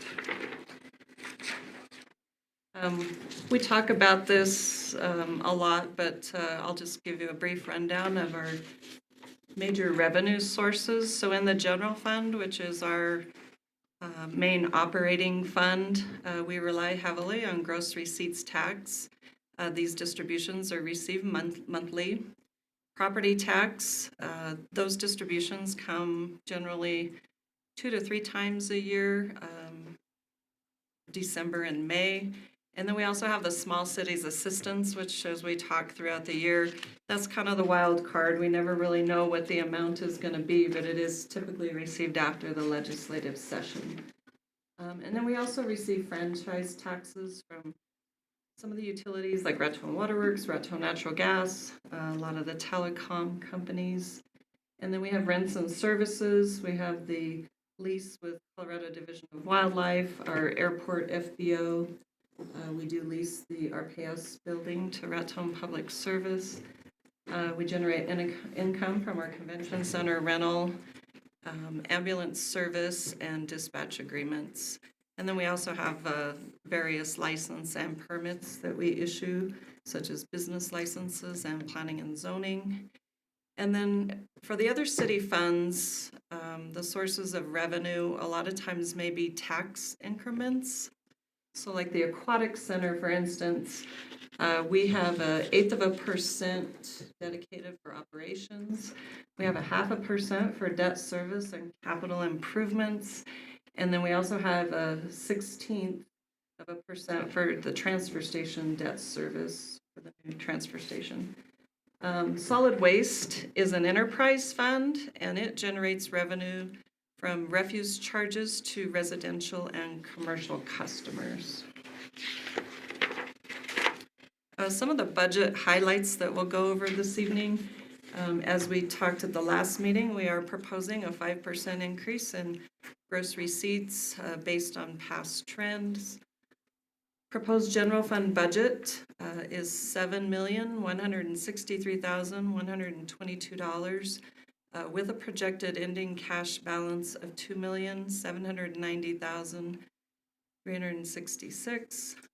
We are required to maintain a 1/12 cash reserve, which based on that level of expenditures would be $596,927. We are proposing a 4% pay increase for non-union employees. That is excluding elected positions, term or probationary. Union increases would be per the terms of the contracts. We are budgeting a 10% health insurance increase. That amount is still unknown because we have not received notification from the state of New Mexico yet. So I'm hoping that it's around 10%, but we would certainly have to make an adjustment in the final budget once we receive notification. PERA, they did phase in PERA contribution increases, I believe, over the last 4 years. So there will be a 0.5% increase on the PERA contributions. And the total FY25 interim City of Raton budget for all funds is $27,732,463. So that will take into account all of the various grants that we will be receiving in the FY25. The City of Raton is projecting New Mexico gross receipts tax revenues from the following construction projects in FY25. By no means is this an all-inclusive list. So that increase on GRT would take the sales tax rate to what if it was approved? Because right now you're at 8.2583. We're not proposing to increase the 8.25. We're just saying over the past few years, we've been conservative in our revenue projections, the amount that we collect from the tax. But as you see, and we'll see it tonight with my financial report, I'm always reporting to you that we're about 5% above what we've projected in revenues. So in this year's budget, I'm bringing those revenues up 5%. But yeah, the tax rate will not change. And so I do have a slide in here for the tax rate that we'll look at here in just a minute, but that's a good question. So as we've talked about the various projects that we potentially anticipate. These projects would support the increase in the GRT revenue that we will be submitting kind of a questionnaire and filling in some of this information for DFA. Because certainly if they see that I've increased our revenues 5%, they're going to want to know that either we've got a lot of new businesses that have opened or construction projects, which obviously are windfall income. It's not always recurring revenue. But certainly most of these are city projects, but the Maverick gas station would be a private enterprise that ultimately that business would contribute to our tax base. So Kearney Film School, we're currently funded for $6.1 million on that project. The Maverick gas station, just a rough estimate, about $3 million probably on that construction project. The Airport Taxiway B and our vault project, phase 1 alone of the Taxiway B is $1.5 million. So the total project's about $3 million, but it would be in 2 phases, and then the vault is the remainder of that. We did recently go out to bid on that project and would be starting work on that here in a few weeks. The water tank rehab project, we have received notification from the Water Trust Board that we were awarded funding for that. That will be a lengthy process to get through, just dealing with New Mexico Finance Authority and their process. But once all of the paperwork is done, we can start to move forward with that project. The Small Bridges project is $532,000. The Schuler Electrical project, we are starting the plumbing phase of that right now, but the electrical would be probably another $300,000. Coors Building HVAC and electric, I put $250,000. We're still trying to address the needs at the library with the boiler and potentially a new elevator. We could possibly have to put in $125,000, but we could possibly use some of the building fund monies. And then we have the railroad tunnel project, which we've received a 6-month extension on that project, and it's $98,623. So just the total of those projects alone is $13,902,623. So when we do this in a couple years, I mean, we could be potentially talking about a $30-40 million highway interchange project and a brand new school. And so those are big dollar projects that I think the last major project that we probably had was the hospital, and it was maybe $20 million. So that's kind of exciting. As we've talked in the past, DFA prohibits recurring expenditures from cash balances and non-recurring revenues. So as you saw last year, the commission did approve roughly about $1.6 million to come out of reserves to address various needs. We're kind of proposing the same this year. Some of what we had designated for last year hasn't been completed, so we're kind of rolling some of that over. But we would ask that the commission consider the amount comes to $1,709,634, and so you can kind of see the list of the proposed projects and capital equipment purchases that we would be proposing. On the abatement expense, we did get notification recently that we were awarded a brownfield grant. Not real sure how that's going to work or what it's going to cover.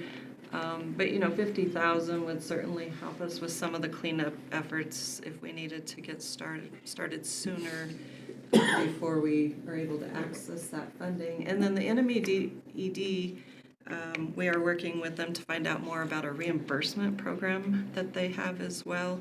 So it's potential that we may have to pay for the cost and then request reimbursement. The City Hall Foundation repairs, those are kind of ongoing and a carryover from last year. Earlier this year, you did award the engineering for the pickleball, so I'm not sure what the timeline is on that. I guess until the bids come in, I don't think we'll really know what the cost of that project is. And then here in just a bit, we'll be looking at a grant spreadsheet that I put together so that I could kind of track and determine what the matching funds are for a lot of these grants. The airport grants typically come out of the general fund, but we have the quality of life and the Trails Plus grant that would be coming out of the general fund this year as well. I've given you copies of the slides because I know this is real small and hard to read. At our last meeting, we had kind of reviewed this same spreadsheet for the draft budget. Not a lot has changed on the revenue side, but the last two slides that we covered are on there. And then on the expense side, I've added the $1,709,634 of the non-recurring capital expenditures, and so you can see the breakdown by each department.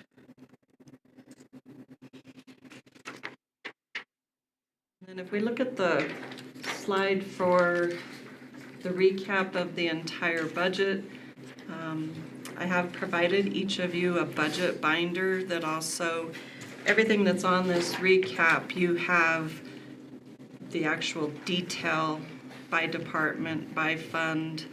So if you kind of want to drill down and look at what is budgeted for each line item, you can certainly do that. But the recap pretty much provides all the information, and that's like really little. I can't see. Find a better.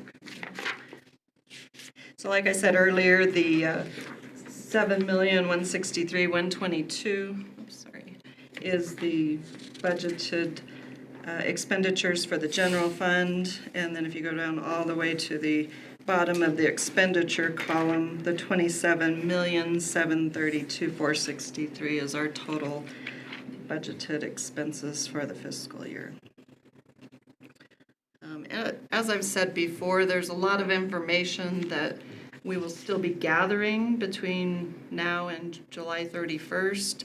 So once we close out the fiscal year, whatever we have as a beginning cash balance, once we close out the fiscal year, then we'll actually have the true balances and we'll roll those forward.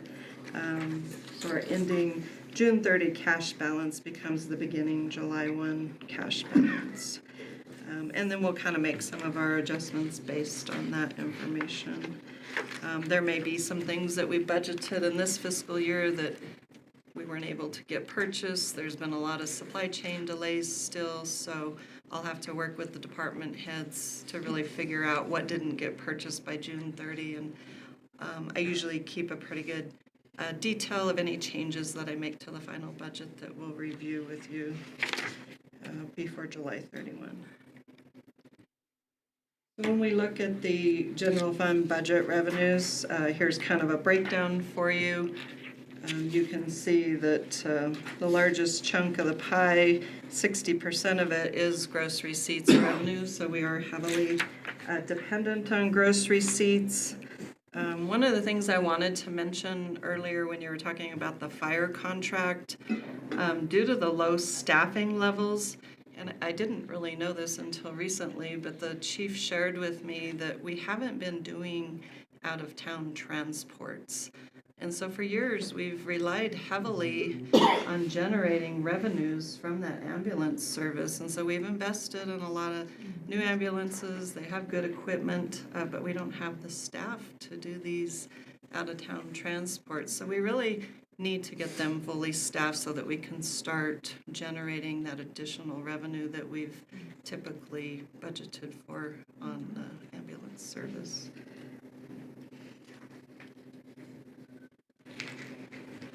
You'll see at the bottom the revenues, expenses, and net transfers.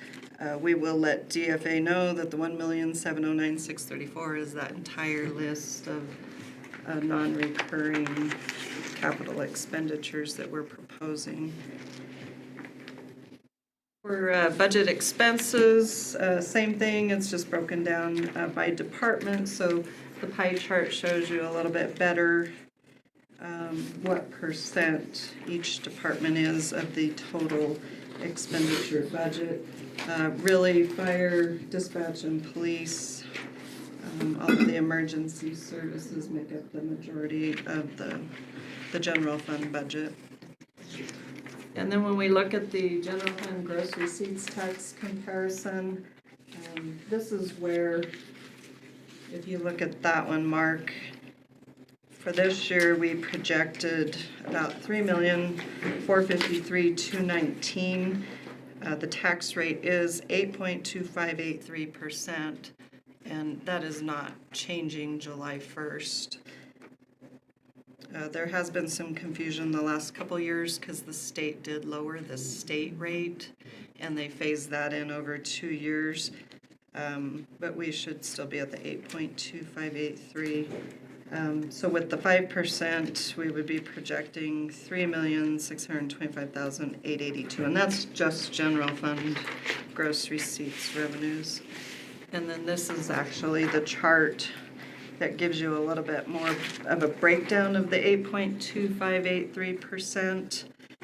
You'll see the state rate is currently 4.875, and of that, the city gets back 1.225. So with all of our city increments plus that little bit of a state increment, we collect 4.025%, and then we break it out. General fund operations at the swimming pool, the water department gets 0.75%. And we also have 0.5 cent for the aquatic center that is currently going to the debt service and capital improvements. That one does have a sunset clause that it would go away when the debt is paid off. Because we did do a refi of the debt just a few years ago, we're not able to make any, we can't make additional principal payments.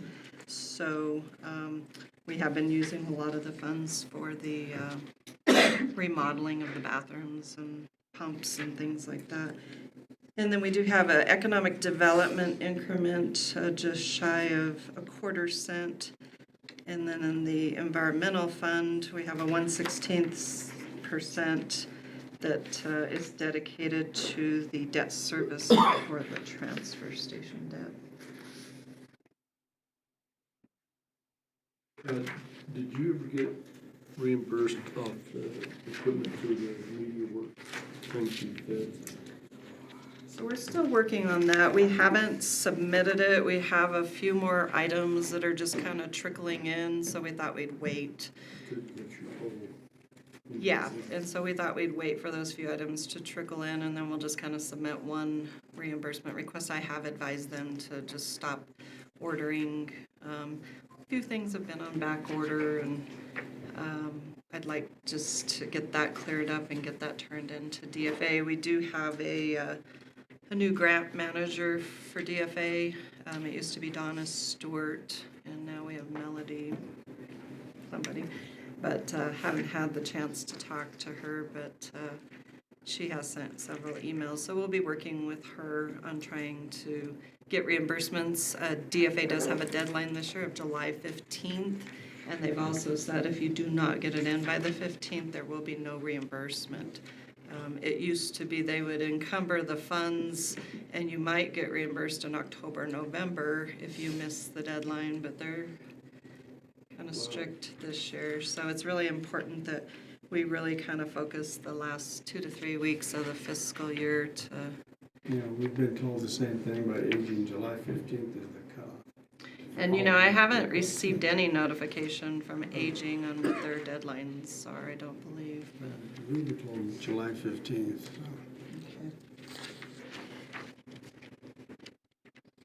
Okay. I know in just like the past week, Rick knows we got the reimbursement for the $1.1 million on the fire truck.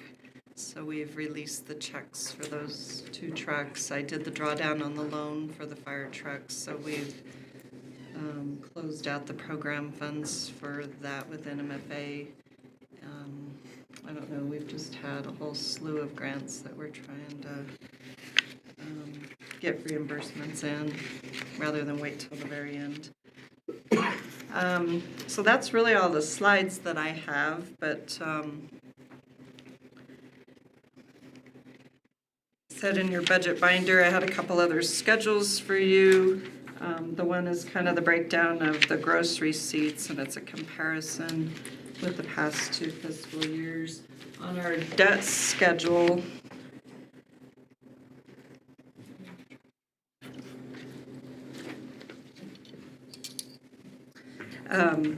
we currently, the original amount of the bond issues that we have on the books is $8,889,993, and we have outstanding principal of $6,880,740. So you can see that list that we have for debt.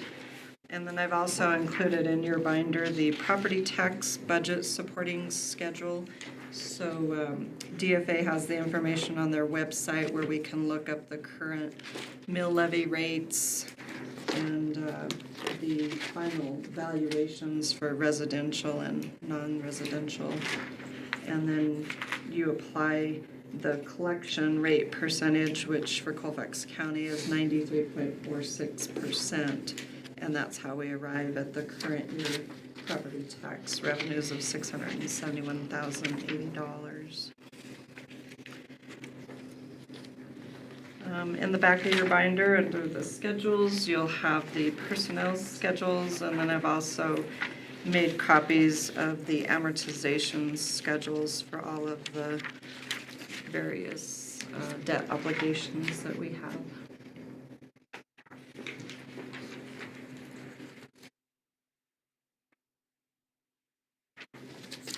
So with that, I stand for any questions. We would be requesting your approval of Resolution 2024-32.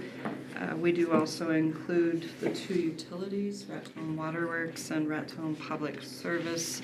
They've both approved their budgets, and copies of those were provided to you also. We did have 3 public hearings, April 9th, April 30th, and May 14th, and that's detailed in our resolution. Any questions or comments for Michael Ann? Mayor and Commission, if I may, I would just like to publicly commend Michael Ann on her hard work. She spent countless hours, evenings, weekends, putting this together, and as a treasure, she's a treasure. Yeah, absolutely. Comments I've got, I've been on this journey since 2011, and when I started, we couldn't meet our 112. The only way we were meeting that is through a insurance claim that we got back for that building that burned. So we couldn't even meet the 112. And now that we're taking 1.6 million out of reserves to do some things, we've come a long ways, and I would stand here and argue with anybody that says we're not doing anything for the city of Raton. We have done some stuff. And I've always said it's a little unfortunate, some of the cash reserves that we've built up over the years has been those vacancies in police and fire and dispatch. And, if you're down 6 positions and the financial burden of 6 positions is about $600,000, and you just keep rolling that over year from year, that's part of the reason why we've been able to build up those cash reserves. But things are going to look a little bit differently once we start to get fully staffed. Certainly, the grant for the police recruitment fund has helped. I think we still have 1 position that we need to fill. And then we just, about 2 weeks ago, Chief Burke did submit the application for the fire and EMS grant. And so I think we have a really good chance of receiving that. And so once we know how much we've been awarded, that'll certainly help, because we'll get 100% year 1, 50% year 2, and 25% year 3. But we have to be able to absorb all of those positions, if fire is fully staffed and then get some additional positions. One of the things we talked about at the last meeting, we did add an additional position for dispatch, and so that's going to be something that's needed when they transition to the next gen 911 in May of 25. And so it'll take a good 6 to 9 months to get a dispatcher trained. They just hired one recently, I think this past week. So hopefully, the current law enforcement recruitment grant we have now can be used for the dispatch, which is considered law enforcement support. Echo Rick's sentiments. Great job by you, your staff that's helped, and mainly you. A staff of one. Your staff of one, yes. So, any other comments, questions?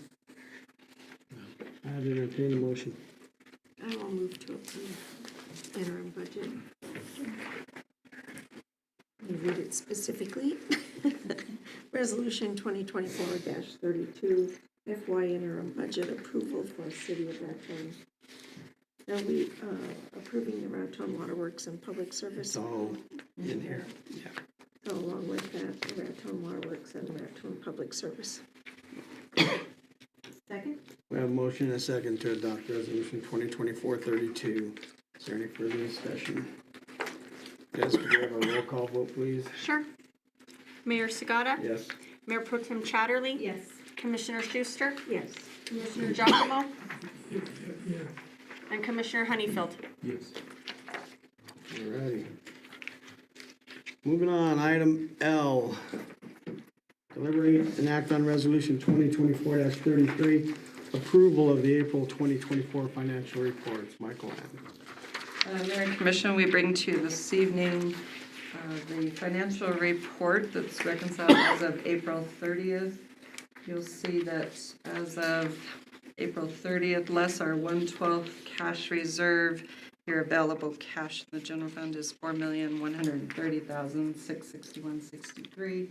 I have not made any of those transfers back into the general fund that we've, kind of did the temporary pending grant reimbursements. So I'll be working on that in the coming weeks and try to replenish whatever funds were borrowed from the general fund. That's why it's even more important to get those grant reimbursements in now.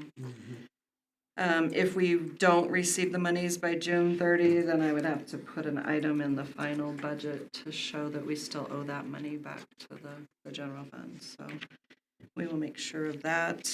A lot of times there's a lot of grants that, I don't know, the JJAC grant is kind of one of those. We'll issue the checks on June 30, we'll submit that grant reimbursement on July 15th, and we'll be lucky to get the money by the end of July. So come end of the fiscal year, we'll be doing a lot of temporary transfers for any outstanding grant reimbursement that's out there, and then we'll rebudget them in the final budget, showing that money coming back in. The general fund gross receipts distribution year to date, this is where I was talking a little bit about how we're conservative in our estimates. We've been trending about 5.3% above that budget projection. So that's where we're kind of making the adjustment in the FY25 budget. The city, upon approval, which you just approved the interim budget, my work isn't done. I still have till June 1st to upload everything into the state's, what they call their LGBMS system. And so I'll get everything uploaded, and then they have several schedules and things in their system that I'll need to prepare, such as the debt schedule and some of those. So I'll still be working on the budget for a few more days, but certainly we'll meet the June 1st deadline. Preparations are also being made to close out the fiscal year, and we have received an approved audit agreement allowing for the FY24 audit test work to begin soon. I believe, did I give that to you for Neil to sign? Yes. Okay, so we'll have you sign that this evening, Mayor. Purchases will only be made for goods and services that can be delivered prior to June 30. Otherwise, our departments will have to wait until after the start of the new fiscal year. We've provided you with the gross receipts spreadsheet comparison. We have the lodger's tax comparison. We are still, compared to last year, down 9.4%. We will still need to log the returns for May and June, and we'll see where we end up as far as lodger's tax. I'm thinking probably close to 480,000, 490. I don't think we'll hit the 500,000 mark. And then the gas tax, kind of another disappointing month in gas tax. The May distribution was 15,032.76. So that's something that we could potentially anticipate in FY25 if our Public Works Director is successful in being awarded funding for a lot of these grant applications that we've submitted. The match could be considerable, and if we don't have the funds in the gas tax to cover it, we might have to look to the general fund to do that as well. Cannabis excise tax, pretty close to what was received in the prior month. I think I budgeted for FY25 something around 50,000 a year in revenue.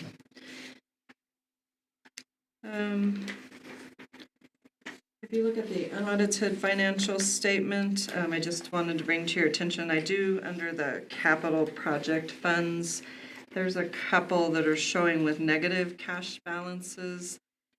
Those were simply just grant projects where we've held the checks and submitted copies of the invoices and checks for reimbursement. And so you'll see in the month of May that we will have received those funds. I'm still working with Kent Fryer, with Mosen Corbin, our airport engineer, to prepare the grant reimbursements for the engineering services for the vault and the taxiway B. So I think the week that I finally got a hold of him, he was at the conference in Rio Doso. So other than that, we didn't have any reconciling issues this month, so everything was good. I did want to, just real briefly, I know we've been here a while, the very last page of this packet is what I wanted to show you. I kind of put this together. I hadn't updated it in a while, but this is kind of the rundown of all of the grants that the city of Raton has. I do take offense sometimes when people say, oh, the city needs to apply for grants. But, you know, this isn't something that we really, you know, distribute out to the public, but I think people would be shocked to know that we're currently managing about $16.7 million in grants. And if you go down the list, I mean, it's about 44, 45 different grants. Yeah. So, you know, we have been pretty successful in our grant writing efforts and continue to do so, and also with the assistance of Better Cities and TIES. Jason Phillips, we are anxiously awaiting some of those on the bottom are the pending awards that we haven't received notification yet. But you'll see kind of in the right-hand column, the pink. I mean, those are all of the ones that we're kind of actively working on right now to close out. And so there's a lot of work that just goes into the management of the grants and the closing them out. And so yeah, we are working on quite a few. And then anything that I have highlighted in blue are kind of the ones that I'm tracking that if we didn't spend them, the funds would revert after June 30. So we're really trying to focus on those grants. There's a couple that extensions are pending, the quality of life and the tunnel grant. We've been told we're getting extensions, but we haven't brought really an amendment to you for approval. So I'm hoping to get that soon. So anyway, I just thought you would find that information useful. And then the column that has the city match, that was kind of what I used to figure out what I needed to plug in the budget, so that, you know, we're making sure that we're pledging those funds that we need to. Any questions on this grant spreadsheet? Very impressive. Has it been determined, so the railroad tunnel, if that's not feasible, is there a possibility of transferring that to some other, or repurposing that, or are we kind of stuck to I that? think they told us no. All right, so we're stuck to that. Jason's still here, but they did meet. Were you in that meeting, Rick, when the guy came about the tunnel project? Yes. So, They pretty much said no, that That we couldn't it move those can't funds. be I see. but they moved the goalpost. reauthorized, I guess is the term that we use. It can't be reauthorized for another purpose. Right, they just extended it is all they did. Jason's coming. I'll He let, has the 30-second delay. I'll let him answer that question. We did a Mayor and Commission visit with Carl Colonius about the grant agreement. They are big advocates for the Stinky Tunnel. They like the story it tells, and they have identified other sources of funding that could work towards possible trails, some large dollar projects up to $500,000. But they have granted us a time extension to try to navigate through the issues with the tunnel in the hopes that we are able to reopen it. So are they insistent that it be a tunnel? What else would it be? I mean, with the available funding that we have, rehab of this drainage system is the only feasible thing. I mean, it's about $60,000. The other dollar you talked about is up to $500,000 in a large scale trail project, because that's kind of what his department sees more as outdoor recreation. But as far as like an overpass or other type of crossing, we're probably talking, BNSF puts the number at $10 million to $12 million for any other type of crossing. And they've kind of indicated that on-grade crossings are not going to be approved in the future, that everything will be overhead or, in our case, subterranean. Well, I mean, the issue we've got is the water thing. It's closer to being a fountain than it is a tunnel. And I believe, whether we can work through this issue with the available funds or whether we have to bring funding to it, I think we can restore the drainage system, just not in the limited time frame that they've given us. But I think it's possible to install either a pump system or restore gravity where it'll drain. But it'll essentially always be what it was. I think the reason it has drainage system in place is, that it was always going to be kind of a wet environment in that tunnel.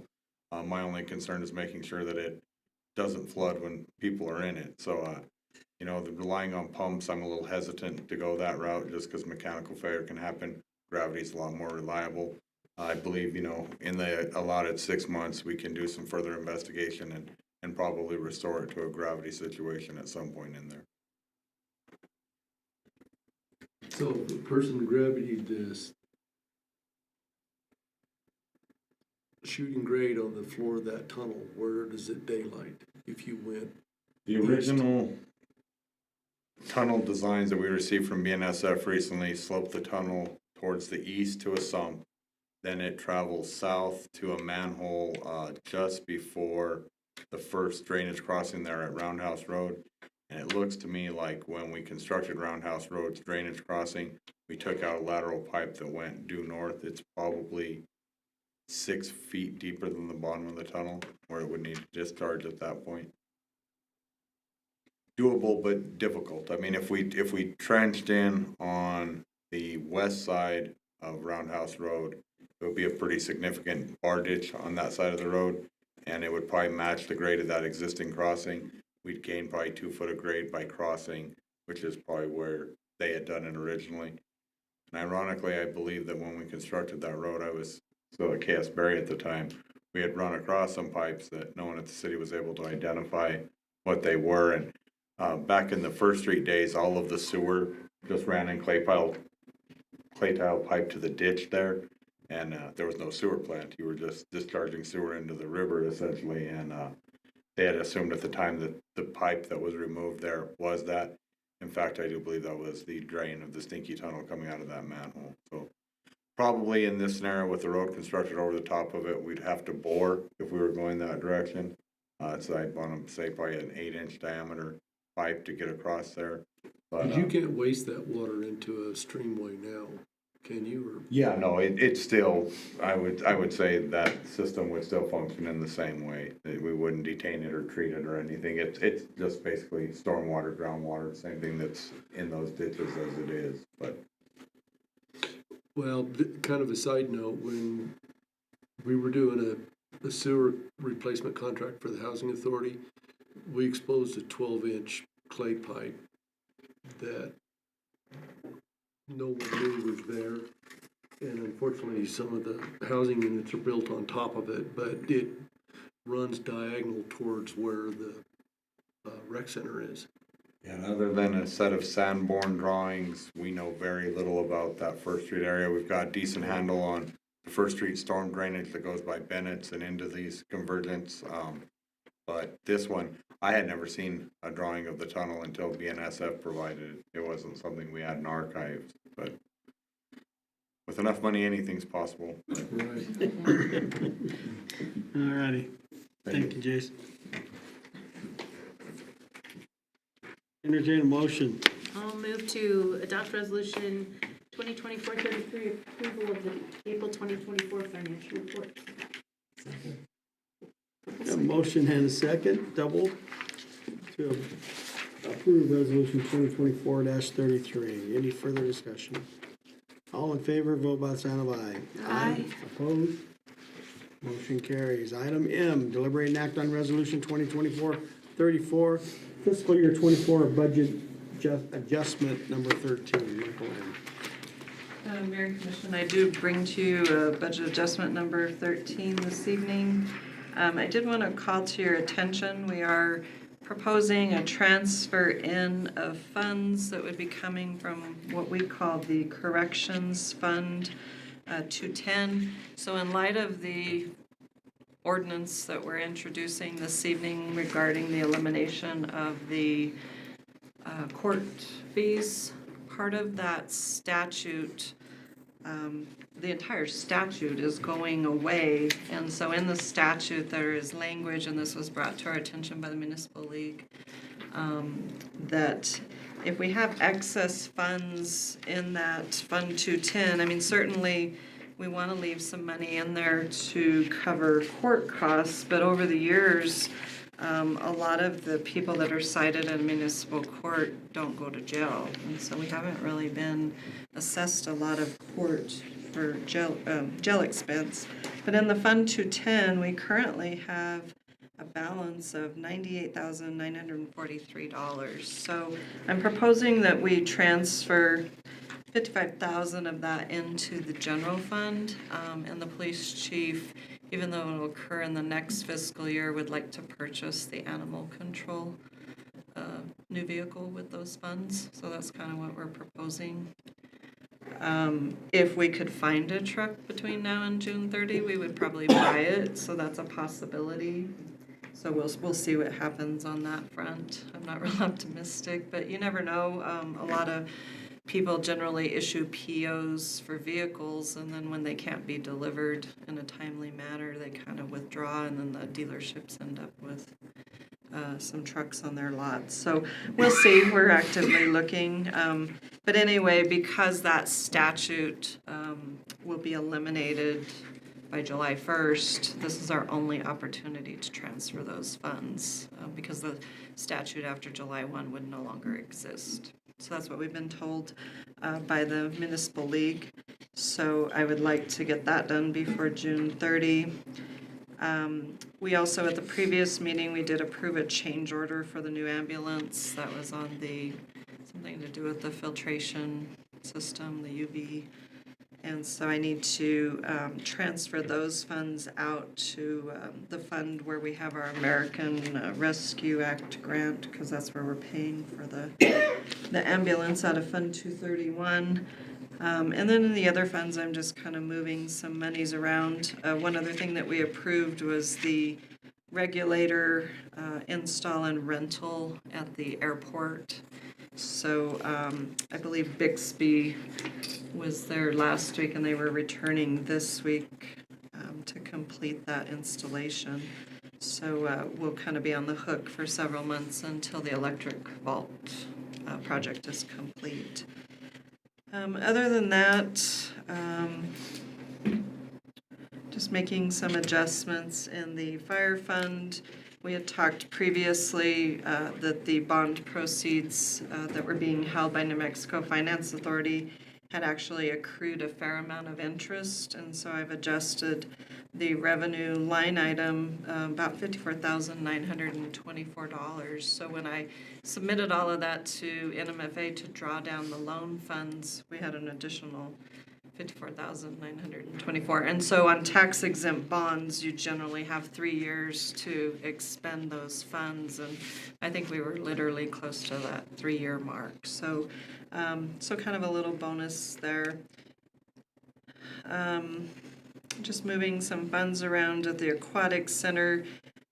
We did give approval for JR to proceed with, and I'm not real good with the equipment over there, but it was an adjustment for the CEM chlorine tablet feeder. It's about $6,663, so we would be utilizing some of the dedicated GRT for building improvements. And then lodger's tax in the non-promo fund. Since we haven't moved forward with a plan on signage, I am taking from that monument sign line item to put some funds in the convention center, Schuler, and Welcome Center just to get them through the end of the fiscal year. Let's see.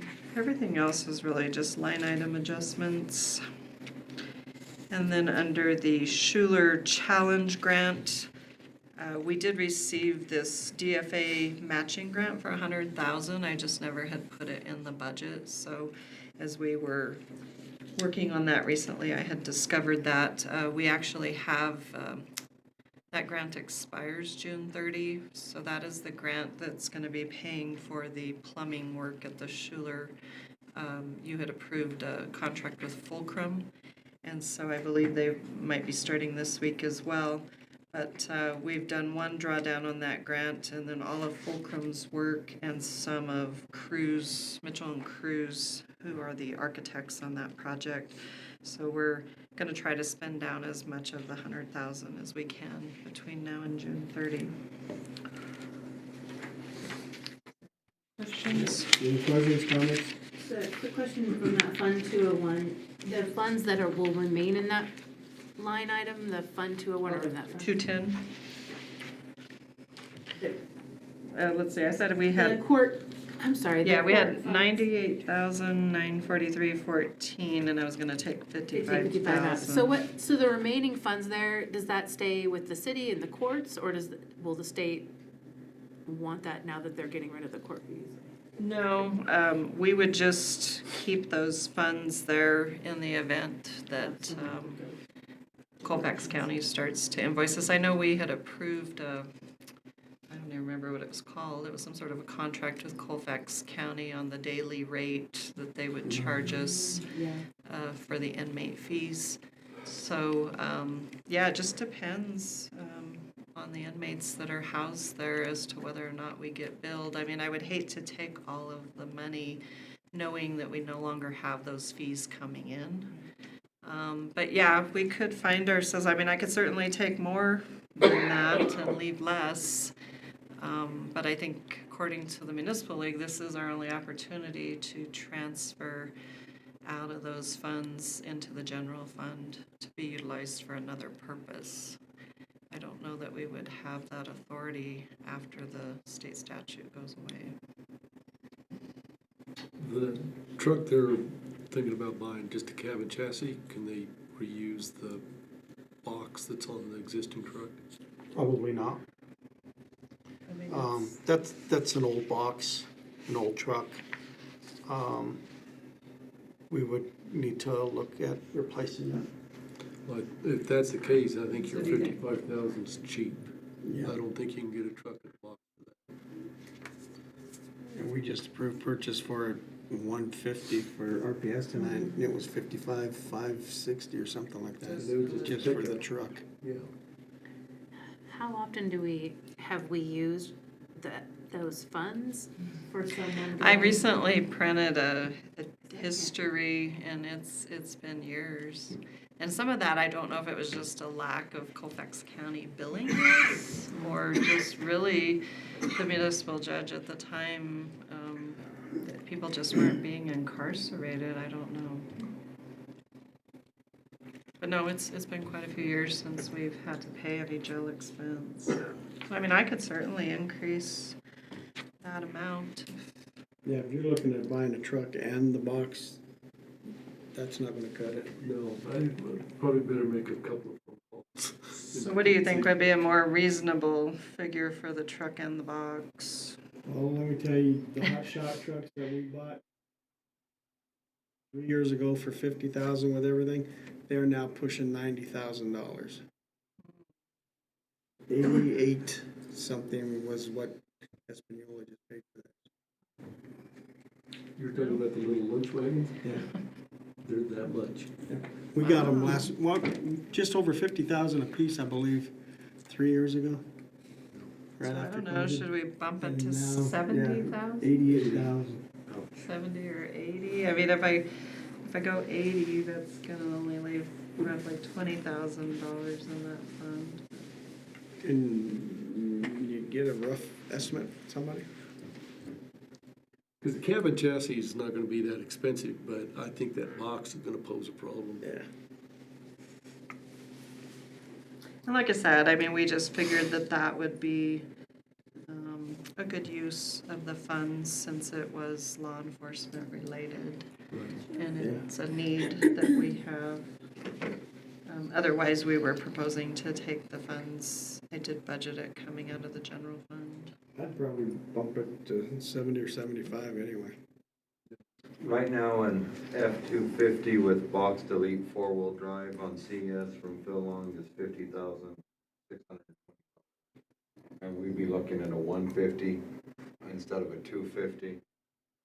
We'll purchase that less than 2 weeks ago. The utility body for that truck was another $10,000. It's probably And 70,000. I believe John may have said he had other funds for the box. I think Oh, the did he? 55, I think we were talking that would cover a single cab, four-wheel drive F-150. If John's got funds for the box, then your 55 will get you a truck.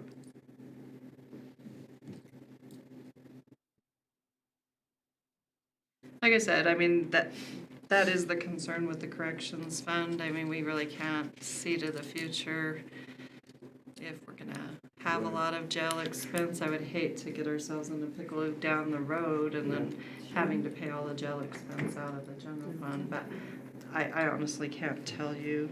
We have used that fund very little in the last probably 10 years. Okay. So stay with 55? Sure. If John's got the box, we'll blame it on John if he doesn't. That would indicate a bit when we had that Yeah. conversation. Okay.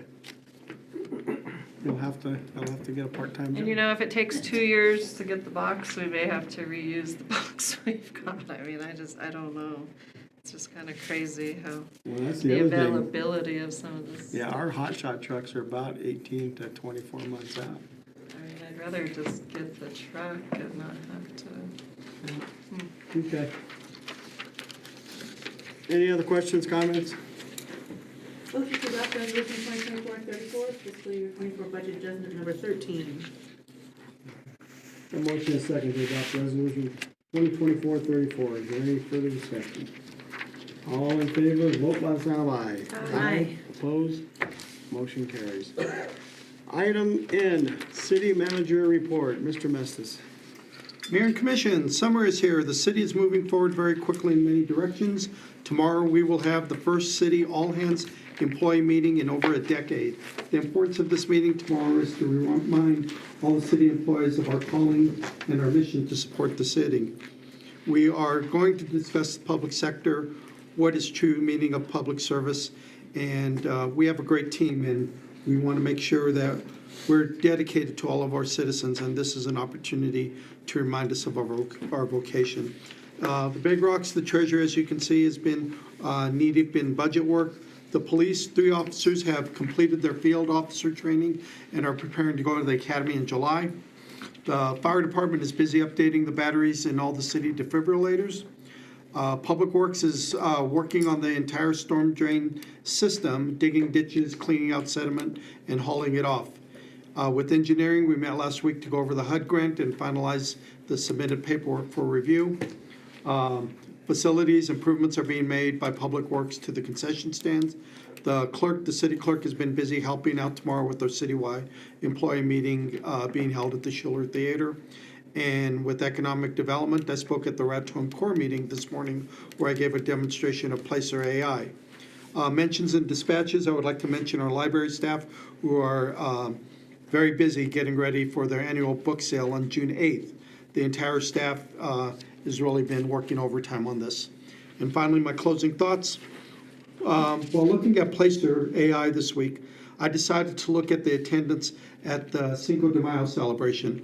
I was pleased to learn at this attendance over the 2-day event was approximately 2,600 people. That's right, 2,600 people came to Ripley Park for the festivities. There are attendees as far away from as Denver, Albuquerque, and Lubbock, Texas. My hat's off to Carmen Martinez for putting the successful event together.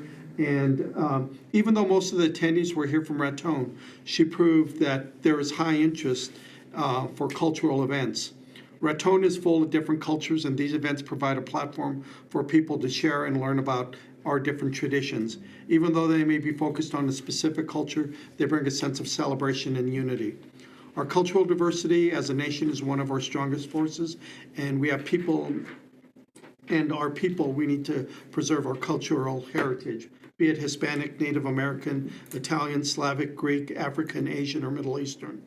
When we ensure that customs and the knowledge are passed down through generations, this diversity strengthens us all. Like General Patton once said, if we're all thinking alike, then none of us are thinking. All righty, thank you, sir. Any other comments? Commissioner? How are we prepared regarding the baseball deal coming up? Bathrooms are in place and working? The 2 new bathrooms purchased for the softball field have been in place for a number of weeks, working flawlessly. The shipping container restroom will not arrive in time for the event, so my crew has began remodeling the existing bathrooms at the Little League this morning, and we will be ready one way or another. And also, new lights will be installed in time on the Little League field. Hope to get the softball field at the same time, but time constraints probably not going to make the softball field, but the Little League will have new lights. In the field at Longfellow, they're gonna use the school's bathroom? No, we have transitioned the softball field, the ladies softball field, to also accommodate intermediate, what they call the intermediate division of Little League. So we remodified that field this week and is now eligible to play on that. We will not have to leave our original complex and go to Washington for the event. Cool. So that'll be available for the natives? They will. Got it. Cool. Any other comments? This meeting is adjourned. Thank you. Rick?